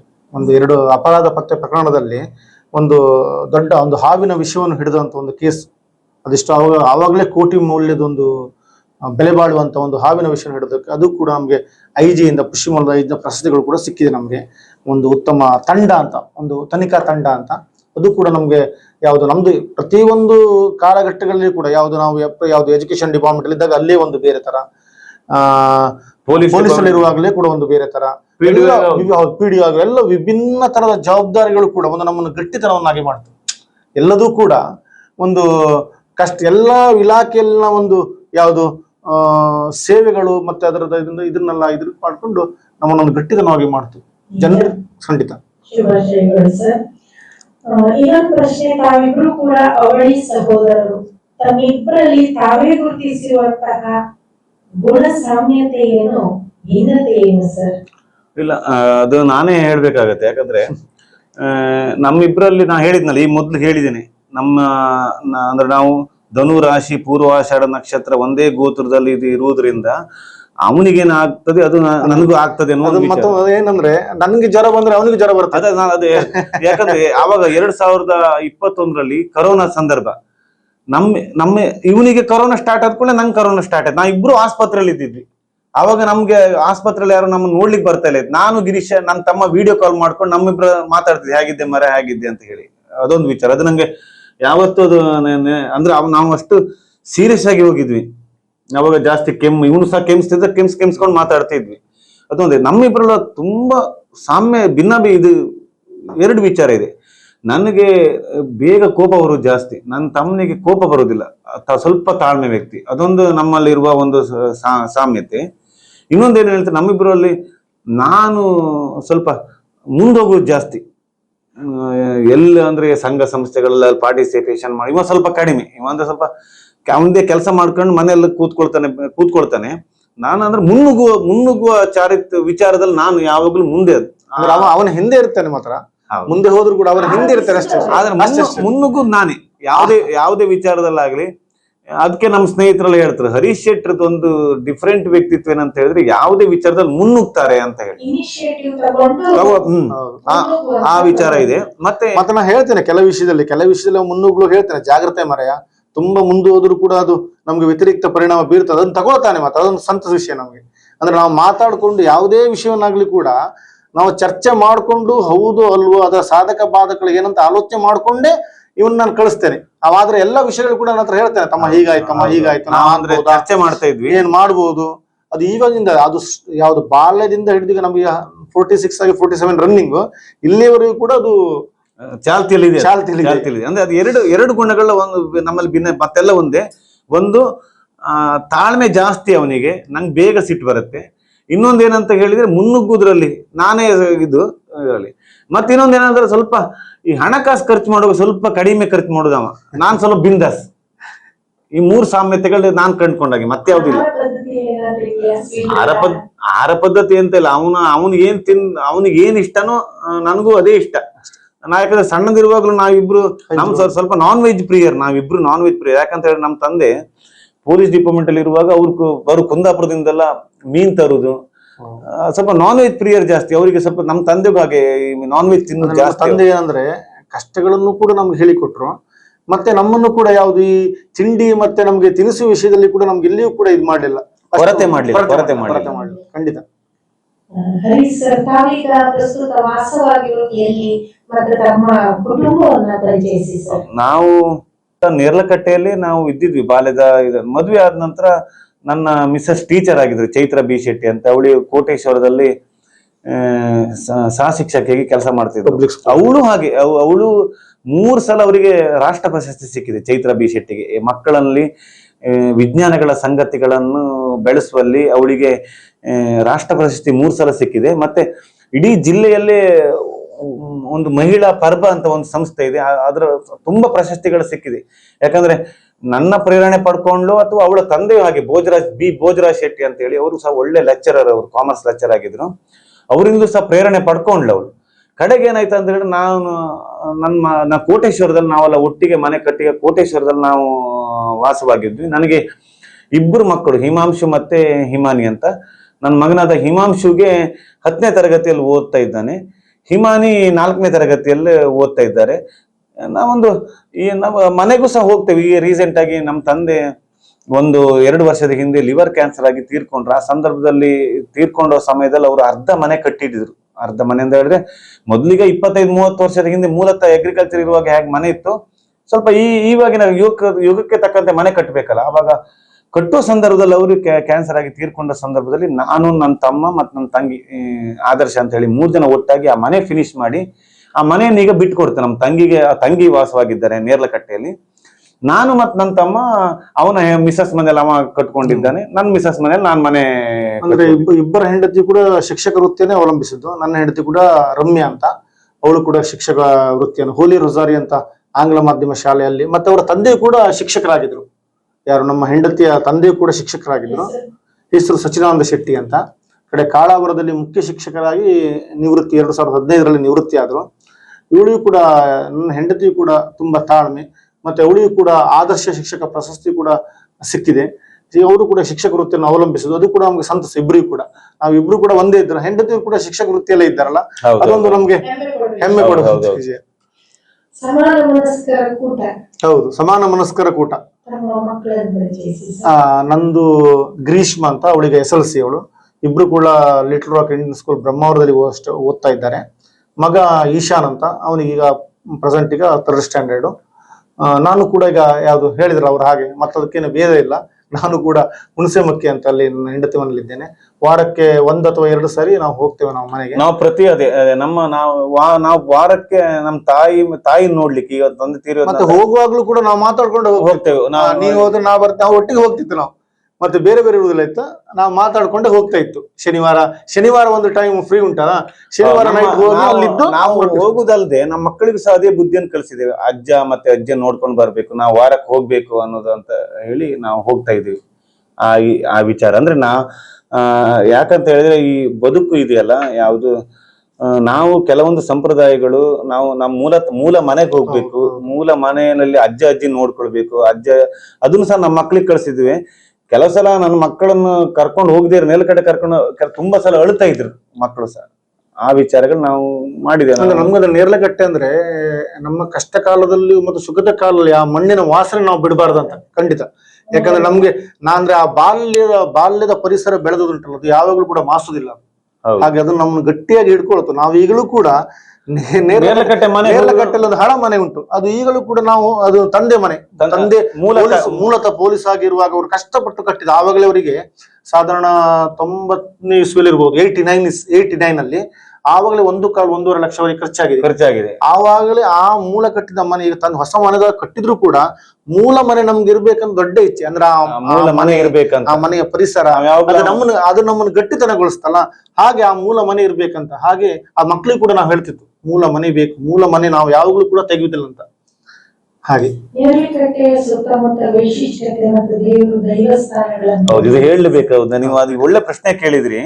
ನಮ್ಗೆ ಆಕ್ಚುಲಿ ನಾವು ನಾನು ಮತ್ತು ನನ್ನ ತಮ್ಮ ಬ್ರಹ್ಮಲಿಂಗೇಶ್ವರ ದೇವರ ಆರಾಧ್ಯ ಭಕ್ತರೆ. ಅದಕ್ಕೊಂದು ಕಾರಣ ಇತ್ತು. ನಾವು ಪ್ರತಿ ಸಲ ಸಣ್ಣದ ಬಾಲ್ಯದಲ್ಲಿ ಇರುವಾಗಲೂ ಸಹ ನಮ್ಮ ಮಾವನ ಮನೆ ಮಾವಲ್ ಮಾಸ್ಟರ್ ಅಂತ ಅವಾಗ ಹೇಳಿದ್ನಲ್ಲ, ಅವ್ರು ಮಾಸ್ಟರ್ ಆಗಿದ್ರು. ಅವ್ರು ಮಾಣಕಟ್ಟೆಯಲ್ಲೇ ವಾಸ್ತವ್ಯ ಇದ್ದಿದ್ರು. ಮತ್ತೆ ನಮ್ಮ ಮನೆಯವರು ಸಹ ಮಾಣಕಟ್ಟೆ ಮೂಲ ವಂಶಸ್ಥರು, ಅಂದ್ರೆ ಅನುವಂಶಿಕ ಮಂತಂದವರು. ನಾವು ಎಷ್ಟೇ ಕಷ್ಟದಲ್ಲಿ ಇರುವಾಗಲೂ ನಮ್ಮ ಅಮ್ಮ ಬಾಯಲ್ಲಿ ಮಣ ಏ ಬ್ರಹ್ಮಲಿಂಗ, ಏ ಯಕ್ಷಿ, ಕಾಪಾಡು ಕಾಪಾಡು ಅಂತ ಹೇಳ್ತಾ ಅವ್ರು ಹೇಳುದು. ನಮ್ಗೆ ಮಾಣಕಟ್ಟೆ ಬ್ರಹ್ಮಲಿಂಗೇಶ್ವರ ನಮ್ದು ಆರಾಧ್ಯ ದೇವ. ಮತ್ತೆ ನಿಮ್ಗೆ ಗೊತ್ತಲ್ಲ, ಉಡುಪಿ ಅನ್ನೋದು ಒಂದು ಒಳ್ಳೆ ದೇವಸ್ಥಾನಗಳ ಬೀಡ ಅಂತ ಹೇಳ್ತಾರೆ. ಈಚೆ ಬಂದ್ರೆ ಕೊಲ್ಲೂರು, ಮಂದರ್ತಿ, ಕಮಲಶಿಲೆ, ಲಕ್ಷ್ಮೀ ಮತ್ತೆ ಕೋಟಿಲಿಂಗೇಶ್ವರ ಕೊಡಿ ಹಬ್ಬಕ್ಕೆ ನನ್ನ ಹೆಂಡತಿ ಮನೆ ಹಬ್ಬ ಅದು. ನಾವು ಪ್ರತಿ ಸಲ ದೇವಸ್ಥಾನಕ್ಕೆ ಹೋಗ್ತೇವೆ. ಇದೆಲ್ಲ ಈ ಶಕ್ತಿಗಳೆಲ್ಲ ನಮ್ಗೆ ಪ್ರೇರಕವಾಗಿ ನಾವು ಪ್ರತಿ ಸಲ ನಾನು ಗಿರೀಶ ನಾವು ದಿನಕ್ಕೆ ನಮ್ಮ ಮೊಬೈಲ್ ಸ್ಟೇಟಸ್ ಯಾರು ನೋಡಿದ್ರೆ ಫಸ್ಟ್ ನಾವು ಮಾರ್ನಿಂಗ್ ಎದ್ದು ಕೂಡಲೇ ಬ್ರಹ್ಮಲಿಂಗೇಶ್ವರ ದೇವರ ಪದ ಹಾಕಿ ನಾವು ಹೋಗುದು. ಸರ್ ಹರೀಶ್ ಸರ್, ತಾವು ಎಲ್ಲೆಲ್ಲಿ ವ್ಯಾಸಂಗ ಮಾಡಿದ್ರು ಕೂಡ ವಕೀಲಿ ವೃತ್ತಿಯನ್ನು ಕೈಗೊಳ್ಳಿರಲಿಕ್ಕೆ ಕಾರಣ ಏನು? ಅದೇ ಎಲ್ ಎಲ್ ಬಿ ವ್ಯಾಸಂಗ ಮಾಡುವಾಗ ನನಗೆ ಆವಾಗ ನಾನು LLB ಡಿಸ್ಟಿಂಕ್ಷನ್, ನಾನು ಅವಾಗ ನಂದು ಒಂದು ಸಬ್ಜೆಕ್ಟ್ ಇತ್ತು, ಲಾ ಆಫ್ ಆರ್ಬಿಟ್ರೇಷನ್ ಅಂತ. ಅದು ಮಂಗಳೂರು ಯೂನಿವರ್ಸಿಟಿಗೆ ನಾನು ಫಸ್ಟ್ ಬಂದಿದ್ದೆ ಲಾ ಆಫ್ ಆರ್ಬಿಟ್ರೇಷನ್ ಸಬ್ಜೆಕ್ಟ್ ಅಲ್ಲಿ. ನನಗೆ ಆವಾಗ ಜಡ್ಜ್ ಆಗ್ಬೇಕನ್ನುವ ಒಂದು ಒಳ್ಳೆ ಥೀಮ್ ಇತ್ತು. ಜಡ್ಜ್ ಆಗ್ಬೇಕು, ಜುಡಿಷಿಯರಿ. ಯಾಕಂದ್ರೆ ನಾ ಜುಡಿಷಿಯರಿಯಲ್ಲಿ ಎಕ್ಸಾಮ್ ಬರೀತಾ ಇದ್ದು ನಾ ಗ್ಯಾರಂಟಿ ಜಡ್ಜ್ ಆಗ್ತಿದ್ದೆ ಅನ್ನೋ ಕಾನ್ಫಿಡೆನ್ಸ್ ಇತ್ತು. ಆವಾಗ ನನ್ನ ತಮ್ಮ ಪೊಲೀಸ್ ವೃತ್ತಿಯಲ್ಲಿದ್ದ. ನಮ್ಮ ತಂಗಿಗೆ ಆ ಟೈಮಲ್ಲೆಲ್ಲ ಮದುವೆ ಮಾಡಬೇಕು, ಅದೆಲ್ಲ ಬೇರೆ ಬೇರೆ. ನಮ್ಮ ತಂದೆಗೂ ಸ್ವಲ್ಪ ಹುಷಾರಿಲ್ದಾಗಾಯ್ತು. ಆವಾಗ ಆರ್ಥಿಕ ಪರಿಸ್ಥಿತಿಗಳೆಲ್ಲ ಸ್ವಲ್ಪ ಬಿಗಡಾಯಿಸಿದ್ರಿಂದ ಪ್ರತಿಕೂಲವಾಗಿತ್ತು. ಅಲ್ಲಿಂದ ನಾವು ಸರ್ಕಾರಿ ನೌಕರಿ ತೆಗಿಬೇಕು ಅನ್ನೋ ನಿಟ್ಟಿನಲ್ಲಿ ನಾನು LLB ಬಿಟ್ಟು ಬೆಂಗಳೂರಿಗೆ ದುಡಿಲಿಕ್ಕೆ ಹೋದೆ. Crystal Group of company legal adviser ಆಗಿ ಇದ್ಕೊಂಡೆ ನಾನು ಸ್ಪರ್ಧಾತ್ಮಕ ಪರೀಕ್ಷೆಗಳಿಗೆ ನಾನು ಅಣಿಯಾದೆ. ಆಕ್ಚುಲಿ ನನಗೆ ತುಂಬಾ ಜುಡಿಷಿಯರಿ ತುಂಬಾ ಇಂಟ್ರೆಸ್ಟ್ ನನಗೆ, ಬಟ್ ಆಗಿಲ್ಲ ಬಿಡಿ. ನಮ್ಮ ಹಣೆಯಲ್ಲದೆ ಬರೆದಿತ್ತೇನೋ ಸ್ಪರ್ಧಾತ್ಮಕ ಪರೀಕ್ಷೆಗಳು ಓದ್ಕೊಂಡೇನೆ ಒಂದು ಸರ್ಕಾರಿ ನೌಕರಿ ಗಿಟ್ಟಿಸ್ಕೊಳ್ಬೇಕನ್ನೋದು ವಿಚಾರವಾಗಿ. ಮತ್ತೆ ಇವನಿಗೆ ನಾವು ಆಗ ಡಿಗ್ರಿ ಹೋದಾಗ ನಂಗೆ ಪೊಲೀಸ್ ಕೆಲಸ ಇತ್ತು. ಇವ ಕಡೆಗೆ ಅಲ್ಲಿ BCom ಆದ ಕೂಡಲೇ ಒಂದು ಸಿಮೆಂಟ್ ಕಂಪನಿಯಲ್ಲಿ ಬಿರ್ಲಾ ಸಿಮೆಂಟ್ ಕಂಪನಿ ಸೇರಿದೆ. ಮತ್ತೆ ನಾನಂತೂ ಓದಾಯ್ತಾ ಮಾರ, ಡಿಗ್ರಿ ಆಯ್ತು, ನೀನಾದ್ರೂ ಎಜುಕೇಶನ್ ಮಾಡಂತ ಹೇಳಿ ಕಡೆಗೆ ನಾನು ಪೊಲೀಸಲ್ಲಿರುವಾಗ ನೀನ್ ಬಾ ಅಂತ. ಹೌದು, ಬೆಂಗಳೂರಲ್ಲಿ ಚಿಕ್ಕಬಳ್ಳಾಪುರ ಅನ್ಸುತ್ತೆ ನಂಗೆ. ಹೌದು, ಕಡೆಗೆ ಕರ್ಸಿ ಕಡೆಗೆ ಇವ ಗೌರ್ಮೆಂಟ್ ಜಾಬಿಗೆ ಸೇರಿದ ಕೂಡಲೇ ನಾನು ಕರ್ಸಿದ್ರು. ಆಗ ಸ್ವಲ್ಪ ತಂದೆ ಆರ್ಥಿಕ ಬಲ ಹಾಗಾಗಿ ನೀನಾದ್ರೂ ಓದು ಮಾರ, ನಂಗೆ ಡಿಗ್ರಿ ಯಾವ್ದು ಮಾಸ್ಟರ್ ಡಿಗ್ರಿ ಮಾಡ್ಲಿಕ್ಕೆ ಆಗಿಲ್ಲ, ನೀನಾದ್ರೂ ಮಾಸ್ಟರ್ ಡಿಗ್ರಿ ಮಾಡಿ ಏನಾದ್ರು ಮಾಡ. ಹೌದು, LLB ಗ್ರಾಜುಯೇಷನ್ ಮಾತ್ರ ತುಂಬಾ ನನ್ಗೆ ಹೆಲ್ಪ್ ಆಯ್ತು. ಯಾಕಂದ್ರೆ ಅವು ಆಪ್ತ ಸಹಾಯಕರಾಗಿ ಸೇರಿಸ್ಕೊಂಡಾಗ ಕೆಲವೊಂದು ಆದೇಶಗಳನ್ನು ಓದೋದು, ಕೆಲವೊಂದು ಕೋರ್ಟ್ ಜಡ್ಜ್ಮೆಂಟ್ ಗಳನ್ನು ಓದೋದು, ಡ್ರಾಫ್ಟಿಂಗ್ ಮೆಥಡ್ ಯಾವ ರೀತಿ ಪತ್ರ ವ್ಯವಹಾರಗಳು ಮಾಡ್ಕೊಳ್ಬೇಕು, ಅದೆಲ್ಲ ನಮ್ಗೆ LLB ಗ್ರಾಜುಯೇಷನ್ ಇಂದ ನಾನು ಕಲ್ತೆ. ನಾನು LLB ಗ್ರಾಜುಯೇಷನ್ ನಂಗೆ ತುಂಬಾ ಹೆಲ್ಪ್ ಆಯ್ತು ನನಗೆ. ಹೌದೌದೌದು, ವೈಕುಂಠ ಬಾಳಿಗ ಲಾ ಕಾಲೇಜ್ ನಲ್ಲಿ ನಮ್ದು 2001ರಲ್ಲಿ BCom ಆಯ್ತು. 2002 ಒಂದು ವರ್ಷ ನನಗೆ ಸ್ವಲ್ಪ ಬ್ರೇಕ್ ಡೌನ್ ಸಿಕ್ತು. ನನ್ನ ತಮ್ಮ ಆಗ ಹೇಳಿದಾಗ ನಾನು ಬಿರ್ಲಾ ಗ್ರೂಪ್ ಆಫ್ ಕಂಪನಿಯಲ್ಲಿ ಕೆಲಸ ಮಾಡ್ತಾ ಇದ್ದೆ. ಕಡೆಗೆ 2002ರಿಂದ 2005ವರೆಗೆ ನಾನು ವೈಕುಂಠ ಬಾಳಿಗದಲ್ಲಿ ಓದಿದೆ. ನಾನು ಪಂಚಾಯತ್ ಅಭಿವೃದ್ಧಿ ಅಧಿಕಾರಿಗಳಾಗಿ ತಾವಿಬ್ರು ಕೂಡ ಸಾಧನೆಯ ಮೆಟ್ಟಿಲನ್ನು ಹತ್ತಿದ್ದೀರಿ. ವಿವಿಧ ಮಜಲುಗಳ ಕುರಿತು ಎರಡು ವಾಕ್ಯದಲ್ಲಿ ತಿಳಿಸಿಕೊಡಿ ಸರ್. ಅದೇ ನಾನು ಮೊದಲೇ ಹೇಳಿದ್ನಲ್ಲ, ಈ ಪಂಚಾಯತ್ ಅಭಿವೃದ್ಧಿ ಅಧಿಕಾರಿಗಳ ಕೆಲಸ ಅಂತ ಹೇಳಿದ್ರೆ, ನಾವು ಈ ಅಧಿಕಾರಿಗಳು ಗ್ರಾಮೀಣ ಬದುಕಿನಲ್ಲಿ ಗ್ರಾಮೀಣ ಜನರಿಗೆ ನಾವು ಸಹಾಯ ಮಾಡೋದು. ನನಗೆ ಎಷ್ಟು ಖುಷಿ ಆಗ್ತಿದೆ ಅಂತ ಹೇಳಿದ್ರೆ, ಮರವಂತೆ ಗ್ರಾಮ ಪಂಚಾಯತ್ನಲ್ಲಿ ನಾನು 2 ವರ್ಷ ಕೆಲಸ ಮಾಡಿದ್ದು. ಆ 2 ವರ್ಷ ಕೆಲಸ ಮಾಡಿದ್ರು ಇವತ್ತು ಸಹ 15 ವರ್ಷ ಆಯ್ತು. ನಾನು ಮರವಂತೆಯಲ್ಲಿ ಇಳಿದು ಕೂಡಲೇ ನಮ್ಮ ಮರವಂತೆ ಗ್ರಾಮ ಪಂಚಾಯತ್ ಅಭಿವೃದ್ಧಿ ಅಧಿಕಾರಿ ಅಂತ ಹೇಳಿ ಎಷ್ಟು ಪ್ರೀತಿ ತೋರಿಸ್ತಾ ಇದ್ರು. ಆವಾಗೆಲ್ಲ ಈ ಕಾರ್ವಿ ಸಮುದಾಯ ಅಂತ ಹೇಳಿ ಒಂದು ಜನಾಂಗ ಮರವಂತೆಯ ಕಡಲ ತೀರ ಪ್ರದೇಶಗಳಲ್ಲಿ ವಾಸವಾಗ್ತಿದ್ರು.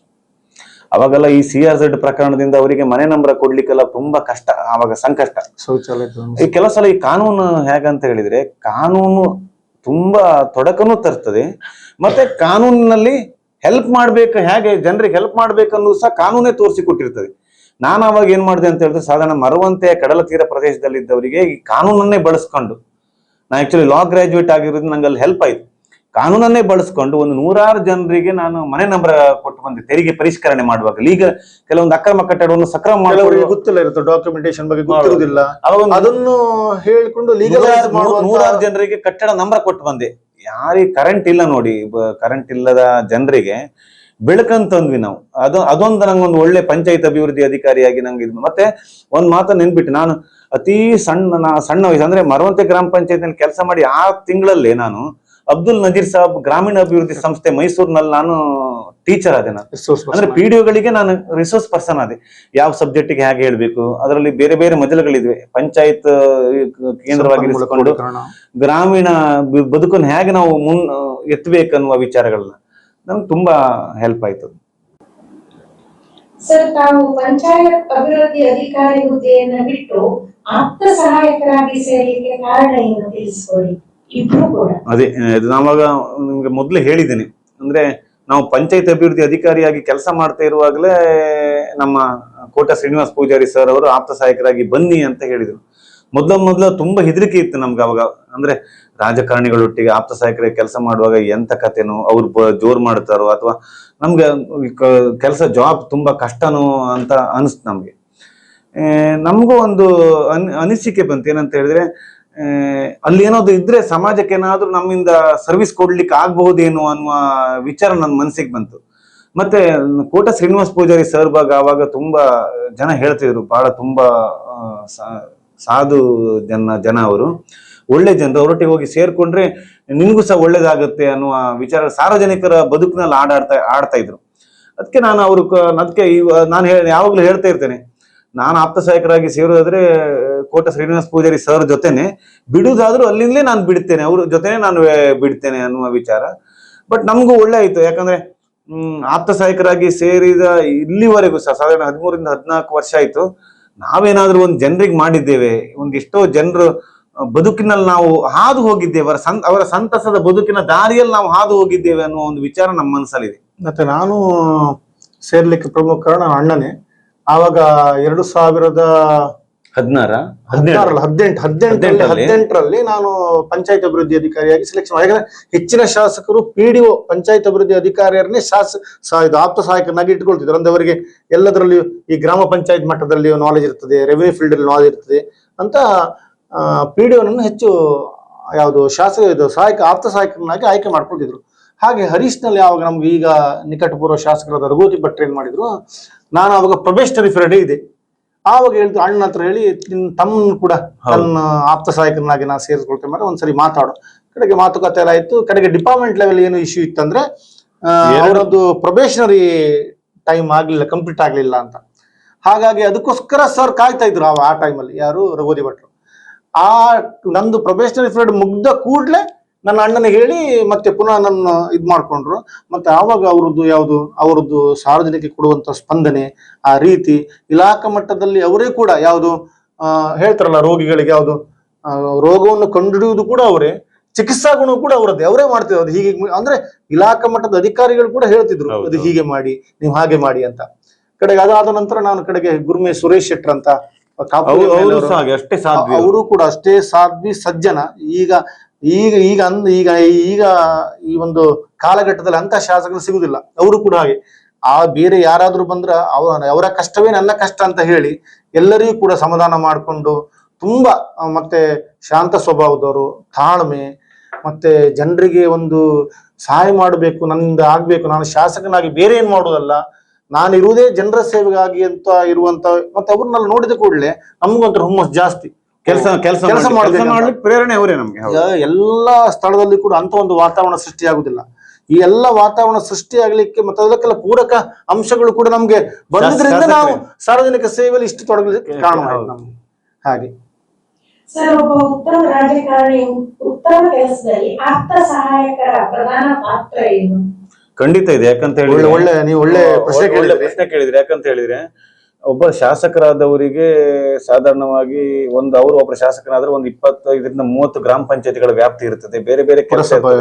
ಅದೇ ಶಾಸಕ ಸಚಿವನಾದ್ರೆ ಇಡೀ ರಾಜ್ಯದ ಕೆಲಸ ಒಬ್ಬ ಸಚಿವರಿಗೆ ಇರ್ತದೆ. ಅಂತ ಎಲ್ಲ ಸಂದರ್ಭದಲ್ಲಿ ಅವರೇ ಫೋನ್ ಕಾಲ್ಗಳನ್ನ ಅಟೆಂಡ್ ಮಾಡ್ಕೊಂಡು ಕೆಲಸ ಮಾಡ್ಲಿಕ್ಕೆ ಆಗುದಿಲ್ಲ. ಅವ್ರಿಗೆ ಕಾಲ್ ಬಂದಾಗ ಅವ್ರು ಏನ್ ಮಾಡ್ತಾರೆ ಅಂತ ಹೇಳಿದ್ರೆ, ನನ್ನ ಆಪ್ತ ಸಹಾಯಕರು ಇಂಥವ್ರು ಇದ್ದಾರೆ, ಅವ್ರಿಗೆ ಕಾಲ್ ಮಾಡಿ ನಾನು ನಮ್ಮ ನಂಬರ್ ಕೊಡ್ತೇನೆ ಅಂತ ಹೇಳ್ತಾರೆ. ನಾವು ಹಾಗೆ ನಮ್ಮ ಸಾಹೇಬರು ಏನ್ ಕೆಲಸ ಹೇಳ್ತಾರೋ ಅದನ್ನೆಲ್ಲ ಚಾಚು ತಪ್ಪದೆ ಮಾಡಿ ಅವ್ರಿಗೆ ನಾವು ವರದಿಗಳನ್ನು ಕೊಡ್ತೇವೆ.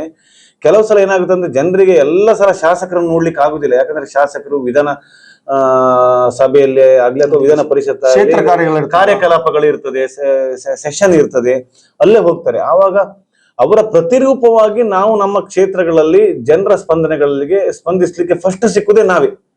ನಮ್ಗೆ ಕಾಲ್ ಮಾಡ್ತಾರೆ, ಸರ್ ಇದ್ದಾರಾ, ಏನು ಅವರ ದಿನಚರಿಗಳಿಗೇನು, ಅವರ ದಿನಚರಿಗಳನ್ನು ಹೇಗ್ ಮಾಡ್ಕೊಳ್ಬೇಕು, ಅಧಿಕಾರಿಗಳ ಸಭೆಗಳನ್ನು ಹೇಗೆ ಕರೆಯಬೇಕು, ಅಧಿಕಾರಿಗಳೊಂದಿಗೆ ಹೇಗೆ ಮಾತಾಡ್ಬೇಕು, ಅಧಿಕಾರಿಗಳ ಹತ್ರ ಹೇಗೆ ಕೆಲಸ ತಗೊಳ್ಬೇಕು, ಇದೆಲ್ಲ ಒಬ್ಬ ಆಪ್ತ ಸಹಾಯಕನಿಗೆ ಇರ್ತದೆ.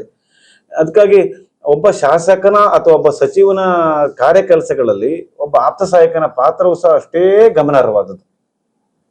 ಸರ್, ಸ್ವಸ್ಥ ಸಮಾಜ ನಿರ್ಮಾಣದಲ್ಲಿ ತಾವು ಇಬ್ರು ಕಟ್ಟಿಕೊಂಡ ಕನಸುಗಳೇನು? ಅದೇ ನಾವು ಮೊದಲಿಂದ ಹೇಳ್ತಿದ್ವಿ, ಏನಂತ ಹೇಳಿದ್ರೆ ಒಂದು ಸ್ವಸ್ಥ ಸಮಾಜದ ವಿಚಾರದಲ್ಲಿ ಮೇನ್ ನಾವು ಇವರಿಗೆ ನಮ್ಮ ಯುವಕರಿಗೆ ಹೇಳುವುದೇನಂತ ಹೇಳಿದ್ರೆ, ಎಲ್ಲರೂ ನಾನು ಆವಾಗಲೇ ಹೇಳಿದೆ, ಎಲ್ಲ ಇಂಜಿನಿಯರಿಂಗು MBBS ಮಾಡಬೇಕು, ಕಂಪನಿಗಳಲ್ಲಿ ಸೇರ್ಬೇಕು ಅನ್ನೋದನ್ನೆಲ್ಲ ಬಿಟ್ಟು, ಅಂದ್ರೆ ಅಲ್ಲಿಯೂ ಸಹ ಜಾಬ್ ಇದೆ, ನೀವು ಸ್ಪರ್ಧಾತ್ಮಕ ಪರೀಕ್ಷೆಗಳಿಗೆ ರೆಡಿಯಾಗಿ, ನೀನು ಹೇಳ್ತಾರಲ್ಲ ಪಂಪನು ಬೆಳಗಿದ ಲೌಕಿಕ ಚಿತ್ರಣದಲ್ಲಿ ಒಂದು ವಿಚಾರ ಇದೆ, ಒಬ್ಬ ನಾಯಕನಾದವನು ಹೇಗೆ ಅಂತ ಹೇಳಿ, ಒಬ್ಬ ನಾಯಕ ಹೇಗೆ ಇನ್ನೊಬ್ಬ ನಾಯಕನ ಇನ್ನೊಬ್ಬ ನಾಯಕನನ್ನು ಸೃಷ್ಟಿ ಮಾಡಬೇಕು ಅಂತ ಹೇಳಿ ಪಂಪನು ಬೆಳಗಿದ ಲೌಕಿಕ ಚಿತ್ರಣದಲ್ಲಿ ವೈಚಾರಿಕ ವಿಮರ್ಶೆ ಎಲ್ಲ ಮಾತಾಡ್ತಾನೆ. ಅದಕ್ಕೆ ಏನ್ ಬೇಕಂತ ಹೇಳಿದ್ರೆ, ನೀವು ಒಬ್ಬ ನಾಯಕನಾದ್ರೆ ಇನ್ನೊಬ್ಬ ನಾಯಕನ ಸೃಷ್ಟಿ ಮಾಡು, ಆ ನಾಯಕ ಮತ್ತೊಬ್ಬ ನಾಯಕನ ಸೃಷ್ಟಿ ಮಾಡ್ತಾನೆ, ಒಬ್ಬ ನಾಯಕ ಸಾವಿರಾರು ನಾಯಕರನ್ನು ಸೃಷ್ಟಿ ಮಾಡ್ತಾನೆ ಅಂತ ಹೇಳಿ ನಾನು ಈ ಸಮಾಜಕ್ಕೆ ಹೇಳುದು. ಈಗ ನಾನು ನನ್ನ ತಮ್ಮ ಸೇರಿ ಒಂದು ಸಾವಿರಾರು ಜನ ಯುವಕರ ಪಡೆಯನ್ನು ನಾವು ಸೃಷ್ಟಿ ಮಾಡಿದ್ದೀವಿ, ಅದು ನಮ್ಗೆ ಹೆಮ್ಮೆ ಇದೆ. ಒಬ್ಬ ಸ್ವಾಸ್ಥ್ಯ ಬದುಕಿನಲ್ಲಿ ಕಟ್ಟುವಲ್ಲಿ ನಂದು ಮತ್ತು ಗಿರೀಶನ ಪಾತ್ರ ತುಂಬಾ ಮಹತ್ತರವಾದದ್ದು. ಯಾಕಂದ್ರೆ ಕೆಲಸ ತಪ್ಪು ಮಾಡಿದಾಗಲೂ ಹೇಳ್ತೇವೆ ನಾವು, ನೀ ಹೀಗೆ ನಡಿಬಾರ್ದು, ಸರಿ ದಾರಿಲಿ ಹೋಗ್ಬೇಕು. ಕೆಲಸ ನಮ್ಮ ಸ್ನೇಹಿತರು, ತಂದೆ ತಾಯಿನ ನೋಡ್ದಿದ್ದವರಿಗೂ ಅಥವಾ ಬೇರೆ ಬೇರೆ ವಿಚಾರದಲ್ಲಿ ಇದ್ದವರಿಗೂ ಸಹ ತಂದೆ ತಾಯಿಗಳನ್ನು ನೋಡ್ಕೊಳ್ಬೇಕು, ಹಾಗೆ ಮಾಡ್ಬೇಕು, ಹೀಗೆ ಮಾಡ್ಬೇಕು ಅನ್ನೋದ್ರಲ್ಲಿ ನಮ್ದಾದ್ರೆ ಪಾತ್ರ ಇದೆ. ಅದಕ್ಕೆ ನಾವೇನ್ ಹೇಳುದು ಅಂತ ಹೇಳಿದ್ರೆ, ಎಲ್ಲ ನಾಯಕರಾಗ್ಲಿ ಒಂದು ಸಾವಿರಾರು ಜನ ನಾಯಕರನ್ನು ಸೃಷ್ಟಿ ಮಾಡಿ ಅಂತ ನಾವು ಹೇಳ್ತಾ ಇದ್ದೇವೆ. ಒಟ್ಟಿನಲ್ಲಿ ಸಮಾಜ ನಿಂತ ನೀರಾಗಬಾರ್ದು, ಸಮಾಜಮುಖಿ ಕಾರ್ಯಚಟುವಟಿಕೆಗಳು ನಿರಂತರವಾಗಿ ಇರಬೇಕು, ಅದರಲ್ಲಿ ಪಾರದರ್ಶಕವಾಗಿರಬೇಕು ಅನ್ನೋದು ನಮ್ಮ ಅಭಿಪ್ರಾಯ. ಇಂದಿನ ಮೊಬೈಲೀಕೃತ ಜಗತ್ತಿಗೆ ತಮ್ಮ ಸಂದೇಶ ಏನು ಸರ್? ಅಂದ್ರೆ ಈಗ ಎಲ್ಲ ಯೂಟ್ಯೂಬ್ ಚಾನೆಲ್ಗಳಾಗಿದೆ, ಮೊಬೈಲೀಕೃತ ಆಗಿದೆ. ಅಂದ್ರೆ ಹಿಂದಿನ ಓದುವಿಕೆ ಇಲ್ಲ, ಮತ್ತೆ ಹೌದು ಅಂದ್ರೆ ಹಿಂದಿನ ಹಳ್ಳಿಗಾಡಿನ ಪರಿಸರ. ನಾವು ಹಿಂದೆ ಏನಾಗಿತ್ತಂದ್ರೆ, ನಮ್ಗೆ ಬೇಸಿಗೆ ರಜೆ ಸಿಕ್ಕಿದ ಕೂಡಲೇ ನಮ್ಗೆ ಎಲ್ಲ ಆಚೆ ಈಚೆ ಮನೆಯವರೆಲ್ಲ ಸೇರಿ, ಮಕ್ಕಳೆಲ್ಲ ಸೇರಿ ನಾವು ಗೆದ್ದೆ ಬೈಲಲ್ಲಿ ಬಾಲಮಂಗಳ ಬರ್ತಾ ಇತ್ತು. ಈಗ ಚಂದಮಾಮ ಬರ್ತಾ ಇತ್ತು. ಆ ಪತ್ರಿಕೆಗಳು ಸಿಗ್ತಾ ಇಲ್ಲ. ಅದು ಓದ್ಲಿಕ್ಕೆ ಯಾವ್ದು ಹಂತ ಹಂತವಾಗಿ ಚುಟುಕು ಅಂತ ಬರ್ತಿತ್ತು, ಒಂದು ತುಷಾರ, ಇಂಥ ಪತ್ರಿಕೆಗಳಲ್ಲ. ಈಗ ಮಕ್ಳಿಗೆ ಗೊತ್ತಿಲ್ಲ ಆ ಪತ್ರಿಕೆಗಳು ಕೇಳಿದ್ರೆ. ಅವ್ರ ಎಲ್ಲ ಮೊಬೈಲ್, ಯೂಟ್ಯೂಬ್ಗಳು ಮತ್ತೆ ಮೊಬೈಲ್ ವಾಟ್ಸ್ಆಪ್ಗಳೆಲ್ಲ ಬಂದು ಮಕ್ಕಳಿಗೆ ವಾಸ್ತವ ಸಾಹಿತ್ಯ ಮತ್ತೆ ವಾಸ್ತವ ಪ್ರಪಂಚಕ್ಕಿಂತ ಭಿನ್ನವಾದ್ರು. ನಮ್ಗೆ ಮೊದಲು ಖಂಡಿತ ಕಾಲ್ಪನಿಕದಲ್ಲಿ ಮುಳುಕೊಂಡ್ರು. ಮತ್ತೆ ಸಮಸ್ಯೆಗಳ ಬಗ್ಗೆ ಕೂಡ ಅವರು ದೂರ ಆದ್ರು. ಅವ್ರಿಗೇನಿಲ್ಲ, ಮೊಬೈಲ್ದೇ ಚಿಂತೆ. ಆವಾಗೆಲ್ಲ ಹಾಗೆ ಮೊಬೈಲ್ ಇಲ್ಲ ಇತ್ತು, ಯಾವುದೇ ಮಾಧ್ಯಮಗಳ ಇತ್ತು. ಅವ್ರಿಗೆ ಏನಂದ್ರೆ ಆ ಒಂದು ಸಾಂಸಾರಿಕ ಮತ್ತೆ ನಾವೇ ಗಮನಿಸಬಹುದು. ಹೌದು, ಇಡೀ ದಿನ ರೂಮಲ್ಲಿ ಮೊಬೈಲ್ ಇಟ್ಕೊಂಡು ಕೂತ್ಕೊಂಡು ಮಗು ಇದೆ. ಮೊದ್ಲು ನಾವಾಗ ನಾನು ಗಿರೀಶ ಸಾಧಾರಣ ರಜೆಯಲ್ಲಿ ಇರುವಾಗ ದಿನ 300 ಮನೆ ತಿರುಗಿ ಬರ್ತಿತ್ತು. ನಾವಂತಲ್ಲ, ಎಲ್ಲ ಪರಿಸರ, ಆ ಒಂದು ಪರಿಸರವೇ ಹಾಗಿತ್ತು ಆ ಟೈಮಲ್ಲಿ. ಮೊಬೈಲ್ ಇಲ್ಲದೆ ಇರುವ ಜಗತ್ತಿನಲ್ಲಿ ಒಂದು ಈಗ ಗದ್ದೆ ಬೈಲೆಲ್ಲ ಏನಿಲ್ಲ. ಆವಾಗ ಒಂದು ಗದ್ದೆ ಬೈಲಲ್ಲಿ ಇದ್ರೆ ಒಂದು ಸಾಧಾರಣ ಒಂದು 50-40 ಜನ ಸೇರ್ತಿತ್ತು ನಾವು ಹುಡುಗರು ಮಕ್ಕಳೆಲ್ಲ. ಅಂತ ಒಂದು ಕಾಲಘಟ್ಟ ಇತ್ತು. ಅಂದ್ರೆ ಅದರಿಂದ ಅದು ಮಾರಕೂ ಹೌದು. ಅದನ್ನು ಎಷ್ಟು ನಮಗೆ ಯೂಸ್ ಮಾಡಬೇಕು ನೋಡಿ, ಯಾವ್ದು ಅದನ್ನು ಉಪಯೋಗ ನಾವು ಯಾವ ತರ ಪಡ್ಕೊಳ್ಬೇಕು. ಕುವೆಂಪು ಅವರ ಮಗ ಇದಾರಲ್ಲ ಪೂರ್ಣಚಂದ್ರ ತೇಜಸ್ವಿ ಅಲ್ವಾ, ಅವರು ಆಕ್ಚುಲಿ ಪರಿಸರವಾದಿಗಳು ಹೌದು, ಮತ್ತೆ ಪರಿಸರದೊಡನೆ ಬೆರೆದುಕೊಂಡವ್ರು. ಪರಿಸರ ನಮ್ಗೆ ಎಷ್ಟು ಬದುಕನ್ನು ಕಟ್ಟಿಕೊಡುತ್ತೆ ಅಂತ ಹೇಳಿದ್ರೆ, ಈಗ ಜೇನು ಹನಿಗಳನ್ನು ಸಂಗ್ರಹ ಮಾಡುತ್ತಲ್ಲ, ಅದು ಎಷ್ಟು ಕಷ್ಟಪಡುತ್ತವೆ. ಹಕ್ಕಿ ಗೂಡುಗಳನ್ನ ಹ್ಯಾಕ್ ಕಷ್ಟಪಡುತ್ತೆ. ಅದೆಲ್ಲ ನಮ್ಗೆ ನೋಡ್ಲಿಕ್ಕೆ ಸಿಗ್ತಾ ಇಲ್ಲ ನಿಸರ್ಗದತ್ತವಾಗಿ. ಹಾಗಾಗಿ ಆ ಮಕ್ಕಳು ನಾವು ಈಜು ಕಲಿತಾ ಇದ್ವಿ. ನಾವು ಒಂದು ಸಣ್ಣ ಹಳ್ಳ ಕಾರಿ ಅಲ್ಲಿಂದ ಈಚೆಗೆ ಎದ್ದು ಬರ್ತಿದ್ವಿ. ನಾವು ಬೆಳಿಗ್ಗೆ ನಾವು ಹೋದ್ರೆ ರಜೆ ಟೈಮಲ್ಲಿ ಬೆಳಿಗ್ಗೆ ಹೋದ್ರೆ ನಮ್ಗೆ ತಂದೆ ತಾಯಿ ಸಿಗುದು ನಾವು ಸಾಯಂಕಾಲ ಹೊತ್ತಿಗೆ ಆಡಿ ಬರುವಾಗ ಅಲ್ವಾ. ಅಂತ ಕಷ್ಟ ಕಾಲದಲ್ಲಿಯೂ ಕೂಡ ನಾವು ಮನೆ ಬಂದು ಇವಾಗ ನೋಡಿ, ಸಮುದ್ರಕ್ಕೆ ಕಾಲೇಜ್ ಮಕ್ಕಳು ಹೋಗಿ ಬಿದ್ದು ತೀರ್ಕೊಂಡು. ಈಗ ಮೊದ್ಲೆಲ್ಲ ಅಂತ ಪರಿಸ್ಥಿತಿ. ಆವಾಗೆಲ್ಲ ಸಣ್ಣ ಪುಟ್ಟದವರು ಕಲಿತಾ ಇದ್ರು. ಅದಕ್ಕಾಗಿ ನಾವ್ ಒಂದೇನು ಹೇಳುದಂದ್ರೆ, ನಿಸರ್ಗದೊಟ್ಟಿಗೆ ಪರಿಸರ ಹೊರಡಿ ಮೊಬೈಲ್ಗಳನ್ನು ಬಿಟ್ಟು ಪುಸ್ತಕಗಳನ್ನು ಓದಿ. ಪುಸ್ತಕಗಳು ನಮ್ಗೆ, ನಾವ್ ಹೇಳಿದ್ನಲ್ಲ, ನಮ್ಮ ಒಬ್ಬ ಮನುಷ್ಯನಿಗೆ ಎಷ್ಟೇ ಅವನಲ್ಲಿರುವ ಶ್ರೀಮಂತಿಕೆಗಳನ್ನು ಕಸಿದುಕೊಳ್ಬಹುದು, ಅವನ ರೂಪವನ್ನು ಕಳಿಸ್ಬೋದು ಅಥವಾ ಬೇರೆ ಬೇರೆ ಕಸಿದುಕೊಳ್ಬಹುದು. ಆದ್ರೆ ನಮ್ಮಲ್ಲಿರುವ ವಿದ್ಯತೆ ಇದೆಯಲ್ಲ, ಏನು ವಿದ್ಯೆ, ಅದನ್ನ ಯಾರಿಂದ ಕಸಿದುಕೊಳ್ಳಿಕ್ ಆಗುದಿಲ್ಲ. ನಮ್ಗೆ ಅದೊಂದು, ಈವಾಗ್ಲೂ ನಾವು ಪುಸ್ತಕಗಳನ್ನು ಓದ್ತೇವೆ. ನಾವು ಯಾವಾಗ್ಲೂ ದಿನಕ್ಕೆ 1 ಗಂಟೆ ಆದ್ರೂ ಪುಸ್ತಕ, ಅಂತ ಬಿಸಿ ಶೆಡ್ಯೂಲ್ ನಲ್ಲಿ 1 ಗಂಟೆ ಆದ್ರೂ ನಾವು FDA ಟೈಮ್ ಅಲ್ಲಿ ನಾನು ಅಣ್ಣ 1.5 ವರ್ಷ ನಾವು ಯಾವುದೇ ಸಮಾಜಕ್ಕೆ ನಾವು ತೋರ್ಲಿಲ್ಲ. ನಾವು ಅಷ್ಟು ಹೈಡ್ ಆಗಿತ್ತು. ಅಂದ್ರೆ ಓದ್ಬೇಕು, ಏನಾದ್ರು ಮಾಡ್ಬೇಕಂತ. ಅಂದ್ರೆ ನಮ್ದು ಏನಾದ್ರು ಒಂದು ಪಡಿಬೇಕಂದ್ರೆ ನಮ್ಮ ಎಲ್ಲಾ ಕೆಲವು ಸುಖಗಳನ್ನು, ಕೆಲವು ಮನೋರಂಜನೆಗಳನ್ನು ಎಲ್ಲದನ್ನು ಕೂಡ ತ್ಯಾಗ ಮಾಡ್ಬೇಕು. ನಾವೊಂದು ಸಮಾಜದ ಗಟ್ಟಿ ವಾಹಿನಿಗೆ ಬರ್ಬೇಕಂದ್ರೆ ಕೆಲವೊಂದು ಕಳ್ಕೊಳ್ಬೇಕಾಗತ್ತೆ.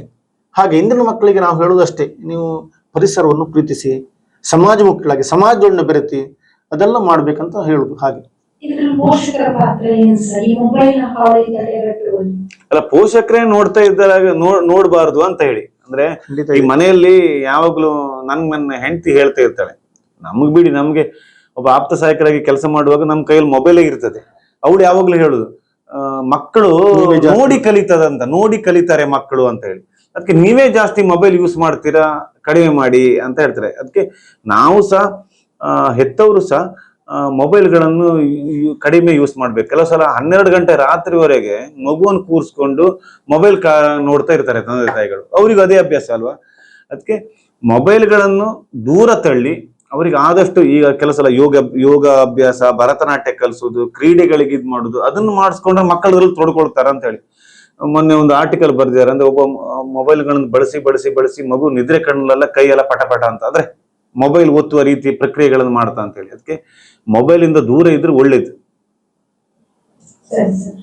ಈಗ ಇನ್ನೊಂದು ಪ್ರಶ್ನೆ, ನಾಡು ನುಡಿ ಸಾಹಿತ್ಯ ಸಂಸ್ಕೃತಿ ಉಳಿವಿಕೆಯಲ್ಲಿ ಸಹೃದಯ ಸಜ್ಜನರ ಪಾತ್ರ ಮತ್ತು ಜವಾಬ್ದಾರಿ ಏನು? ನಾಡು ನುಡಿ ಸಂಸ್ಕೃತಿ, ನೀವು ಹೇಳಿದ ಒಂದು ಒಳ್ಳೆ ಪ್ರಶ್ನೆ. ಯಾಕಂತ ಹೇಳಿದ್ರೆ, ನಾವು ಕೋಟ ಶಿವರಾಮ ಕಾರಂತರು ಹುಟ್ಟಿದಂತ ನಾಡಿನ ಮಣ್ಣನ್ನು ಮೆಟ್ಟಿದವರು ಕೋಟದಲ್ಲಿ. ನಮ್ಮ ಕೋಟ ಶ್ರೀನಿವಾಸ ಪೂಜಾರಿ ಸರ್ ಅವರು ಇಂಥ ಸಂಸ್ಕೃತಿಯನ್ನು ಅಜರಾಮರವಾಗಿ ಉಳಿಸ್ಕೊಳ್ಳಿಕ್ಕೆ ಹೋಗ್ಬೇಕಂತ ನೆಲೆಯಲ್ಲಿ ಕೋಟದಲ್ಲಿ ಕೋಟ ಶಿವರಾಮ ಕಾರಂತ ಥೀಮ್ ಪಾರ್ಕ್ ಅಂತ ಮಾಡಿದ್ದಾರೆ. ಮಲೆನಾಡಲ್ಲಿ ಕುವೆಂಪು ಅವ್ರದ್ದು ಮಾಡಿದ್ದಾರೆ. ಅದಕ್ಕಿಂತಲೂ ವಿಭಿನ್ನವಾಗಿ ಕೋಟ ಅಂದ್ರೆ ಶಿವರಾಮ ಕಾರಂತರಿಗೆ ಸಾಹಿತ್ಯಗಳಲ್ಲದೆ ಅವರಿಗೆ ಬಾಲ ಪ್ರಪಂಚ, ಯಕ್ಷಗಾನ ಮತ್ತೆ ಅನೌಪಚಾರಿಕ ಶಿಕ್ಷಣದ ಬಗ್ಗೆ ಬಹಳ ವಿಚಾರ ಮಾಡಿದ್ರು. ಯಾರು? ಕೋಟ ಶಿವರಾಮ ಕಾರಂತರು. ಆ ಕೋಟ ಶಿವರಾಮ ಕಾರಂತರ ಎಲ್ಲ ಸಾಹಿತ್ಯಿಕ ವಿಚಾರಗಳನ್ನೆಲ್ಲ ನೀವು ಬೇಕಾದ್ರೆ ಬಂದು ನೋಡ್ಬೋದು. ಕೋಟದಲ್ಲೊಂದು ಕೋಟ ಶಿವರಾಮ ಕಾರಂತ ಅಂತ ಒಂದು ಥೀಮ್ ಪಾರ್ಕ್ ಇದೆ.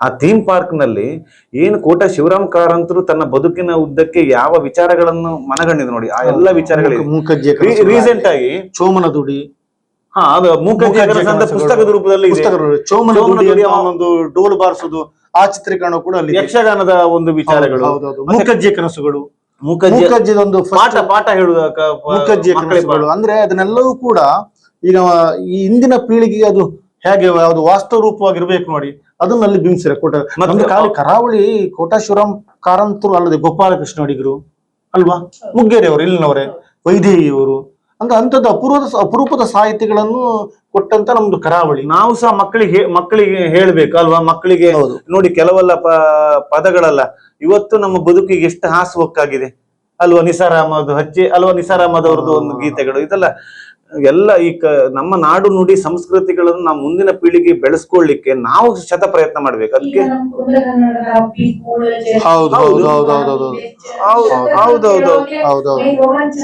ಕುಂದಾಪುರ ಕನ್ನಡದಲ್ಲೂ ಕುಂದಾಪುರ ಕನ್ನಡ ಅಂತ ಹೇಳಿ ಒಂದು ಟೀಮ್ ಮಾಡ್ಕೊಂಡೆಲ್ಲ ಒದ್ದಾಡ್ತಾ ಇದ್ದಾರೆ. ಚೇತನ್ ನೆಲ್ಲೆ ಅಂತ ಹೇಳಿ ಒಬ್ರು ನಿಮ್ಗೆ ಗೊತ್ತಿರ್ಬೋದು, ಯಾರು ನಮ್ಮ ಇವರಿದ್ರ ಮನು ಹಂದಾಡಿ, ಚೇತನ್ ಅಂತ ಹೇಳಿ ಒಬ್ರು, ಅವರೆಲ್ಲ ಈ ಕುಂದಾಪುರ ಕನ್ನಡವನ್ನೆಲ್ಲ ರಾಜ್ಯ ಮಟ್ಟದಲ್ಲಿ ಬಿಂಬಿಸಿದವರು. ಮತ್ತೆ ಪ್ರತಿ ಸಲ ಬೆಂಗಳೂರಿನಲ್ಲೂ ಕುಂದಾಪುರ ಕನ್ನಡದೆಲ್ಲ ಆಗ್ತಾರೆ. ಮತ್ತೆ ರವಿ ಬಸ್ರೂರ್ ಅಂತ ಹೇಳಿ ಒಳ್ಳೆ ಸಂಗೀತ ನಿರ್ದೇಶಕ ಬಸ್ರೂರ್ ನೋಡಿದವರು, ಅವರು ಸಹ ಈ ಕುಂದಾಪುರ ಕನ್ನಡದ ಗೀತೆಗಳನ್ನ ಯಕ್ಷಗಾನದ ಮೂಲಕ ಒಂದು ಪಿಕ್ಚರ್ ಸಹ ಮಾಡಿದ್ರು ಅವರು. ರವಿ ಬಸ್ರೂರ್. ನಮ್ದು ಮುದ್ದಣ್ಣರು ಕೂಡ ಇಲ್ಲಿನವರು, ಇಲ್ಲಿ ಕುಂದಾಪುರದ ಜೂನಿಯರ್ ಕಾಲೇಜಲ್ಲಿ ಅವರು ನಂದಳಿಕೆ, ಅದು ದೈಹಿಕ ಶಿಕ್ಷಕರಾಗಿ ಹಲವಾರು ಕೃತಿಗಳನ್ನು ಬರೆದಿದ್ದಾರೆ. ರತ್ನಾವತಿ ಕಲ್ಯಾಣ ಅಂತ ಒಂದು ಪ್ರಸಂಗಗಳು ಕೂಡ ಬರೆದಿದ್ದಾರೆ, ಯಕ್ಷಗಾನ ಪ್ರಸಂಗಗಳು ಕೂಡ. ಅದೆಲ್ಲ ಏನಾಗುತ್ತೆ ಅಂದ್ರೆ ಅಲ್ಲಿನ ಹುಟ್ಟಿ ಬೆಳೆದ ಈಗ ನನ್ನ ತಮ್ಮ ಚಿಂತನಶೀಲರಾಗಿ ಅಥವಾ ಈ ಕವಿ ಹೃದಯಗಳಾದ್ರಿಂದಲೇ ನಾವು ಇಷ್ಟು ಬೆಳೀತ್ ನಾವು ಯಾಕಂದ್ರೆ ನಾವೆಲ್ಲ ದಾಸರ ಇದು ವಚನಗಳನ್ನು ಬಸವಣ್ಣರ ವಚನಗಳು, ದಾಸ ಸಾಹಿತ್ಯಗಳನ್ನೆಲ್ಲ ಓದ್ಕೊಂಡು ಬಂದೆ. ಇವು ಯಾವಾಗಲೂ ಹೇಳುದು, ನೀರ ಮೇಲಿನ ಗುಳ್ಳೆ ನಿಜವಲ್ಲ ಹರಿಯೇ ಬಾಯಿ ರಾಯಿ, ಅದಂದ್ರೆ ಯಾರಿಗೆ ಯಾರು ಅಂದ್ರೆ ನಾವಿಬ್ರು ಕೆಲವು ಸಲ ನಮ್ಗೆ ಕಷ್ಟ ಬಂದಾಗ ಇವ ಕನ್ನಡ ಪಾಂಡಿತ್ಯ ಓದಿದ್ ಜಾಸ್ತಿ, ಇವ ನಂಗೆ ಪದಗಳನ್ನು ಹೇಳುದು. ಮತ್ತ ಅದ್ರಲ್ಲಿ ಈಗ ನಮ್ ಗಮ್ಮತ್ ಇರುವಾಗ ಹೇಳುದು, ಹೇಳ್ಕೊಳ್ಳೋಕ್ ಒಂದೂರು ತಲೆ ಮೇಲೆ ಒಂದ್ಸೂರು ಮಲ್ಗೋಕೆ ಬೋಗ್ತಾಯಿ. ಹೌದು, ಅಂದ್ರೆ ಇಂತ ಸಾಹಿತ್ಯಗಳೆಲ್ಲ ನಮ್ ಬದುಕಿನ ಕಷ್ಟದಲ್ಲೂ ಸಹ ಅದನ್ನ ಪ್ರೇರಣೆ ಪಡ್ಕೊಂಡ್ರು. ನಾವಿಬ್ರು ಸಂತಸದಲ್ಲಿ ಇರುವಾಗ್ಲೂ ಸಹ ನಾವು ಆ ಹಾಡನ್ನ ಹಾಡ್ತಾ ಇದ್ವಿ. ಖಂಡಿತ ಅಲ್ವಾ? ಅವಾಗ ನನ್ನ ತಮ್ಮ ಯಾವಾಗ್ಲೂ ಹೇಳುದು, ಸತ್ಯಹರಿಶ್ಚಂದ್ರ ಅವನ ನಾಡನ್ ಬಿಟ್ಟುವಾಗ ಪುರದ ಪುಣ್ಯಂ ಪುರುಷ ರೂಪಿಂದೆ ಹೋಗುತ್ತಿದೆ. ಅಂದ್ರೆ ಈ ಸಾಹಿತ್ಯಕ್ಕೆ ಇದೆಲ್ಲ ಕಾವ್ಯದಲ್ಲಿ. ಮತ್ತೇನು ನಾನು ಕೆಲಸ ತಪ್ಪು ಮಾಡಿದಾಗ ಇವ್ ಹೇಳುದು, ಅಬ್ದಿ ಮೂರವೇ ಕಾಲವಶದಿ ಮರ್ಯಾದೆಯಂ ದಾಂಟದೆ ನಾಗಚಂದ್ರ. ಅದೇ ಕವಿ, ನಾವು ಯಾವಾಗ್ಲೂ ಕವಿ, ಓದುಗಾರರಾಗಿ, ಬರಹಗಾರರಾಗಿ, ಚಿಂತನಶೀಲರಾಗಿದ್ರೆ ಮಾತ್ರ ನಾವು ಸಮಾಜಕ್ಕೆ ನಾವೇನಾದ್ರೂ ಕೊಡ್ಲಿಕ್ಕೆ ಸಾಧ್ಯ. ಅಲ್ಲಮ ಪ್ರಭು ಒಂದು ವಚನ ಉಂಟು, ಕೊಟ್ಟ ಕುದುರೆ ಏರದವನು ವೀರನು. ಅದು ಯಾವಾಗ್ಲೂ ಹೇಳುದಿವ, ಕೊಟ್ಟ ಕುದುರೆ ನಮ್ಗೆ ಯಾವಾಗ ಹೌದು ಹೌದು ಅಲ್ಲ, ಅದೊಂದು ನನ್ಗೆ ಒಳ್ಳೆ, ನಮ್ಗೆ ಗಿರೀಶ್ ನಮ್ಗೆಲ್ಲ ಕೊಟ್ಟ ಅವಕಾಶಗಳನ್ನ ಹೇಳ್ತಾರೆ. ದೇವರು ಅವಕಾಶಗಳನ್ನು ಕೊಡ್ತಾರೆ, ಆ ಅವಕಾಶಗಳನ್ನು ಸದಾವಕಾಶಗಳನ್ನಾಗಿ ನೀವು ಪರಿವರ್ತನೆ ಮಾಡ್ಬೇಕಂತ ಹೇಳಿ ಅಲ್ವಾ? ಖಂಡಿತ. ಅದಕ್ಕೆ ಆ ವಚನ ಸಾಹಿತ್ಯಗಳು ನಮ್ಗೆ ಪ್ರೇರಕ ಆಯ್ತು ಸಾಹಿತ್ಯ ಬದುಕಿಗೆ. ತುಂಬಾ ಖುಷಿ ಆಯ್ತು ಸರ್, ತಮ್ಮಿಬ್ಬರ ಜೊತೆ ಮಾತಾಡಿ ಸಾಕಷ್ಟು ವಿಷಯಗಳನ್ನ ತಿಳ್ಕೊಳ್ಳಿಕ್ಕೆ ಅವಕಾಶ ಆಯ್ತು. ಯಾಕಂದ್ರೆ ತಾವಿಬ್ರು ಕೂಡ ಅನುಭವದ ಹಿನ್ನೆಲೆಯಲ್ಲಿ ತಮ್ಮ ವಿಚಾರಗಳನ್ನ ವ್ಯಕ್ತಪಡಿಸಿದ್ದೀರಿ. ಅಂತರಂಗದ ಮಾತುಗಳನ್ನು ಕೇಳಿ ಮನಸ್ಸು ಅಷ್ಟು ಸಂತೋಷವಾಗಿದೆ.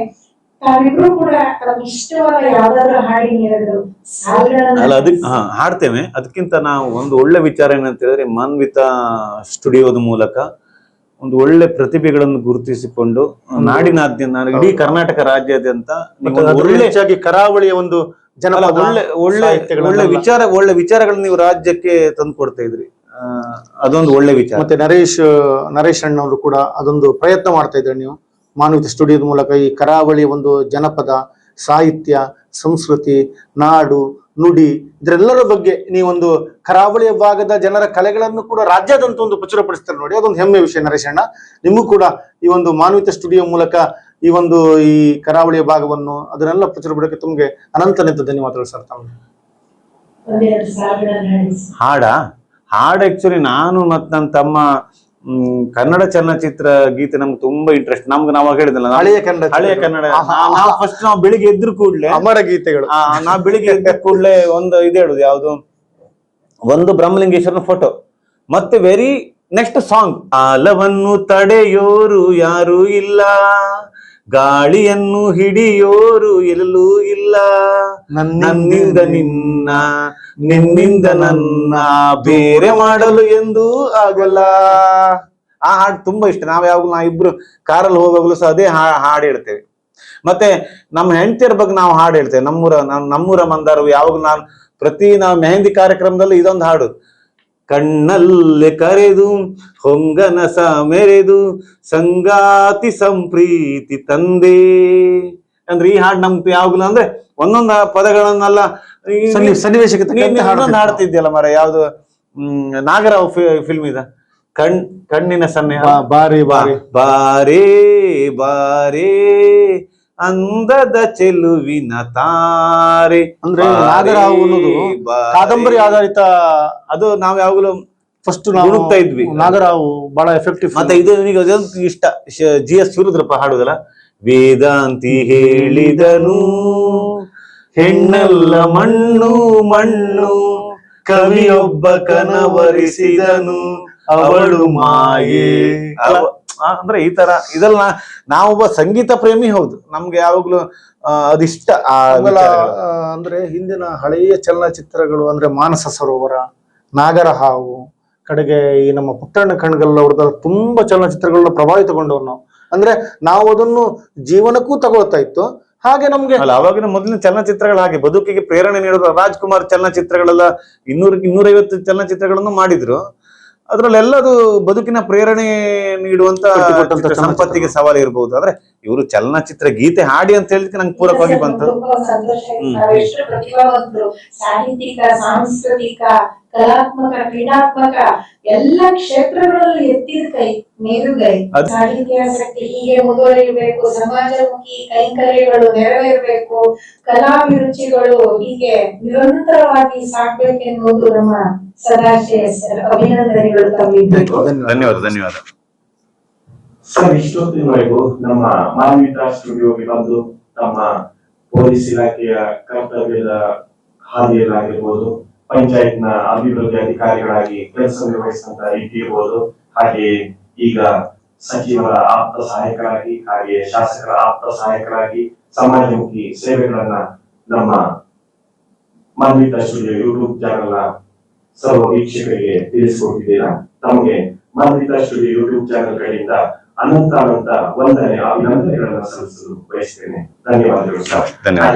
ಗಿರೀಶ್ ಶೆಟ್ಟಿ ಅವರಿಗೆ ಮಾನ್ವಿತಾ ಸ್ಟುಡಿಯೋ ಯೂಟ್ಯೂಬ್ ಚಾನೆಲ್ ಗಳಿಂದ ಹೃದಯಾಂತರಾಳದ ವಂದನೆ, ಅಭಿನಂದನೆಗಳು. Thank you.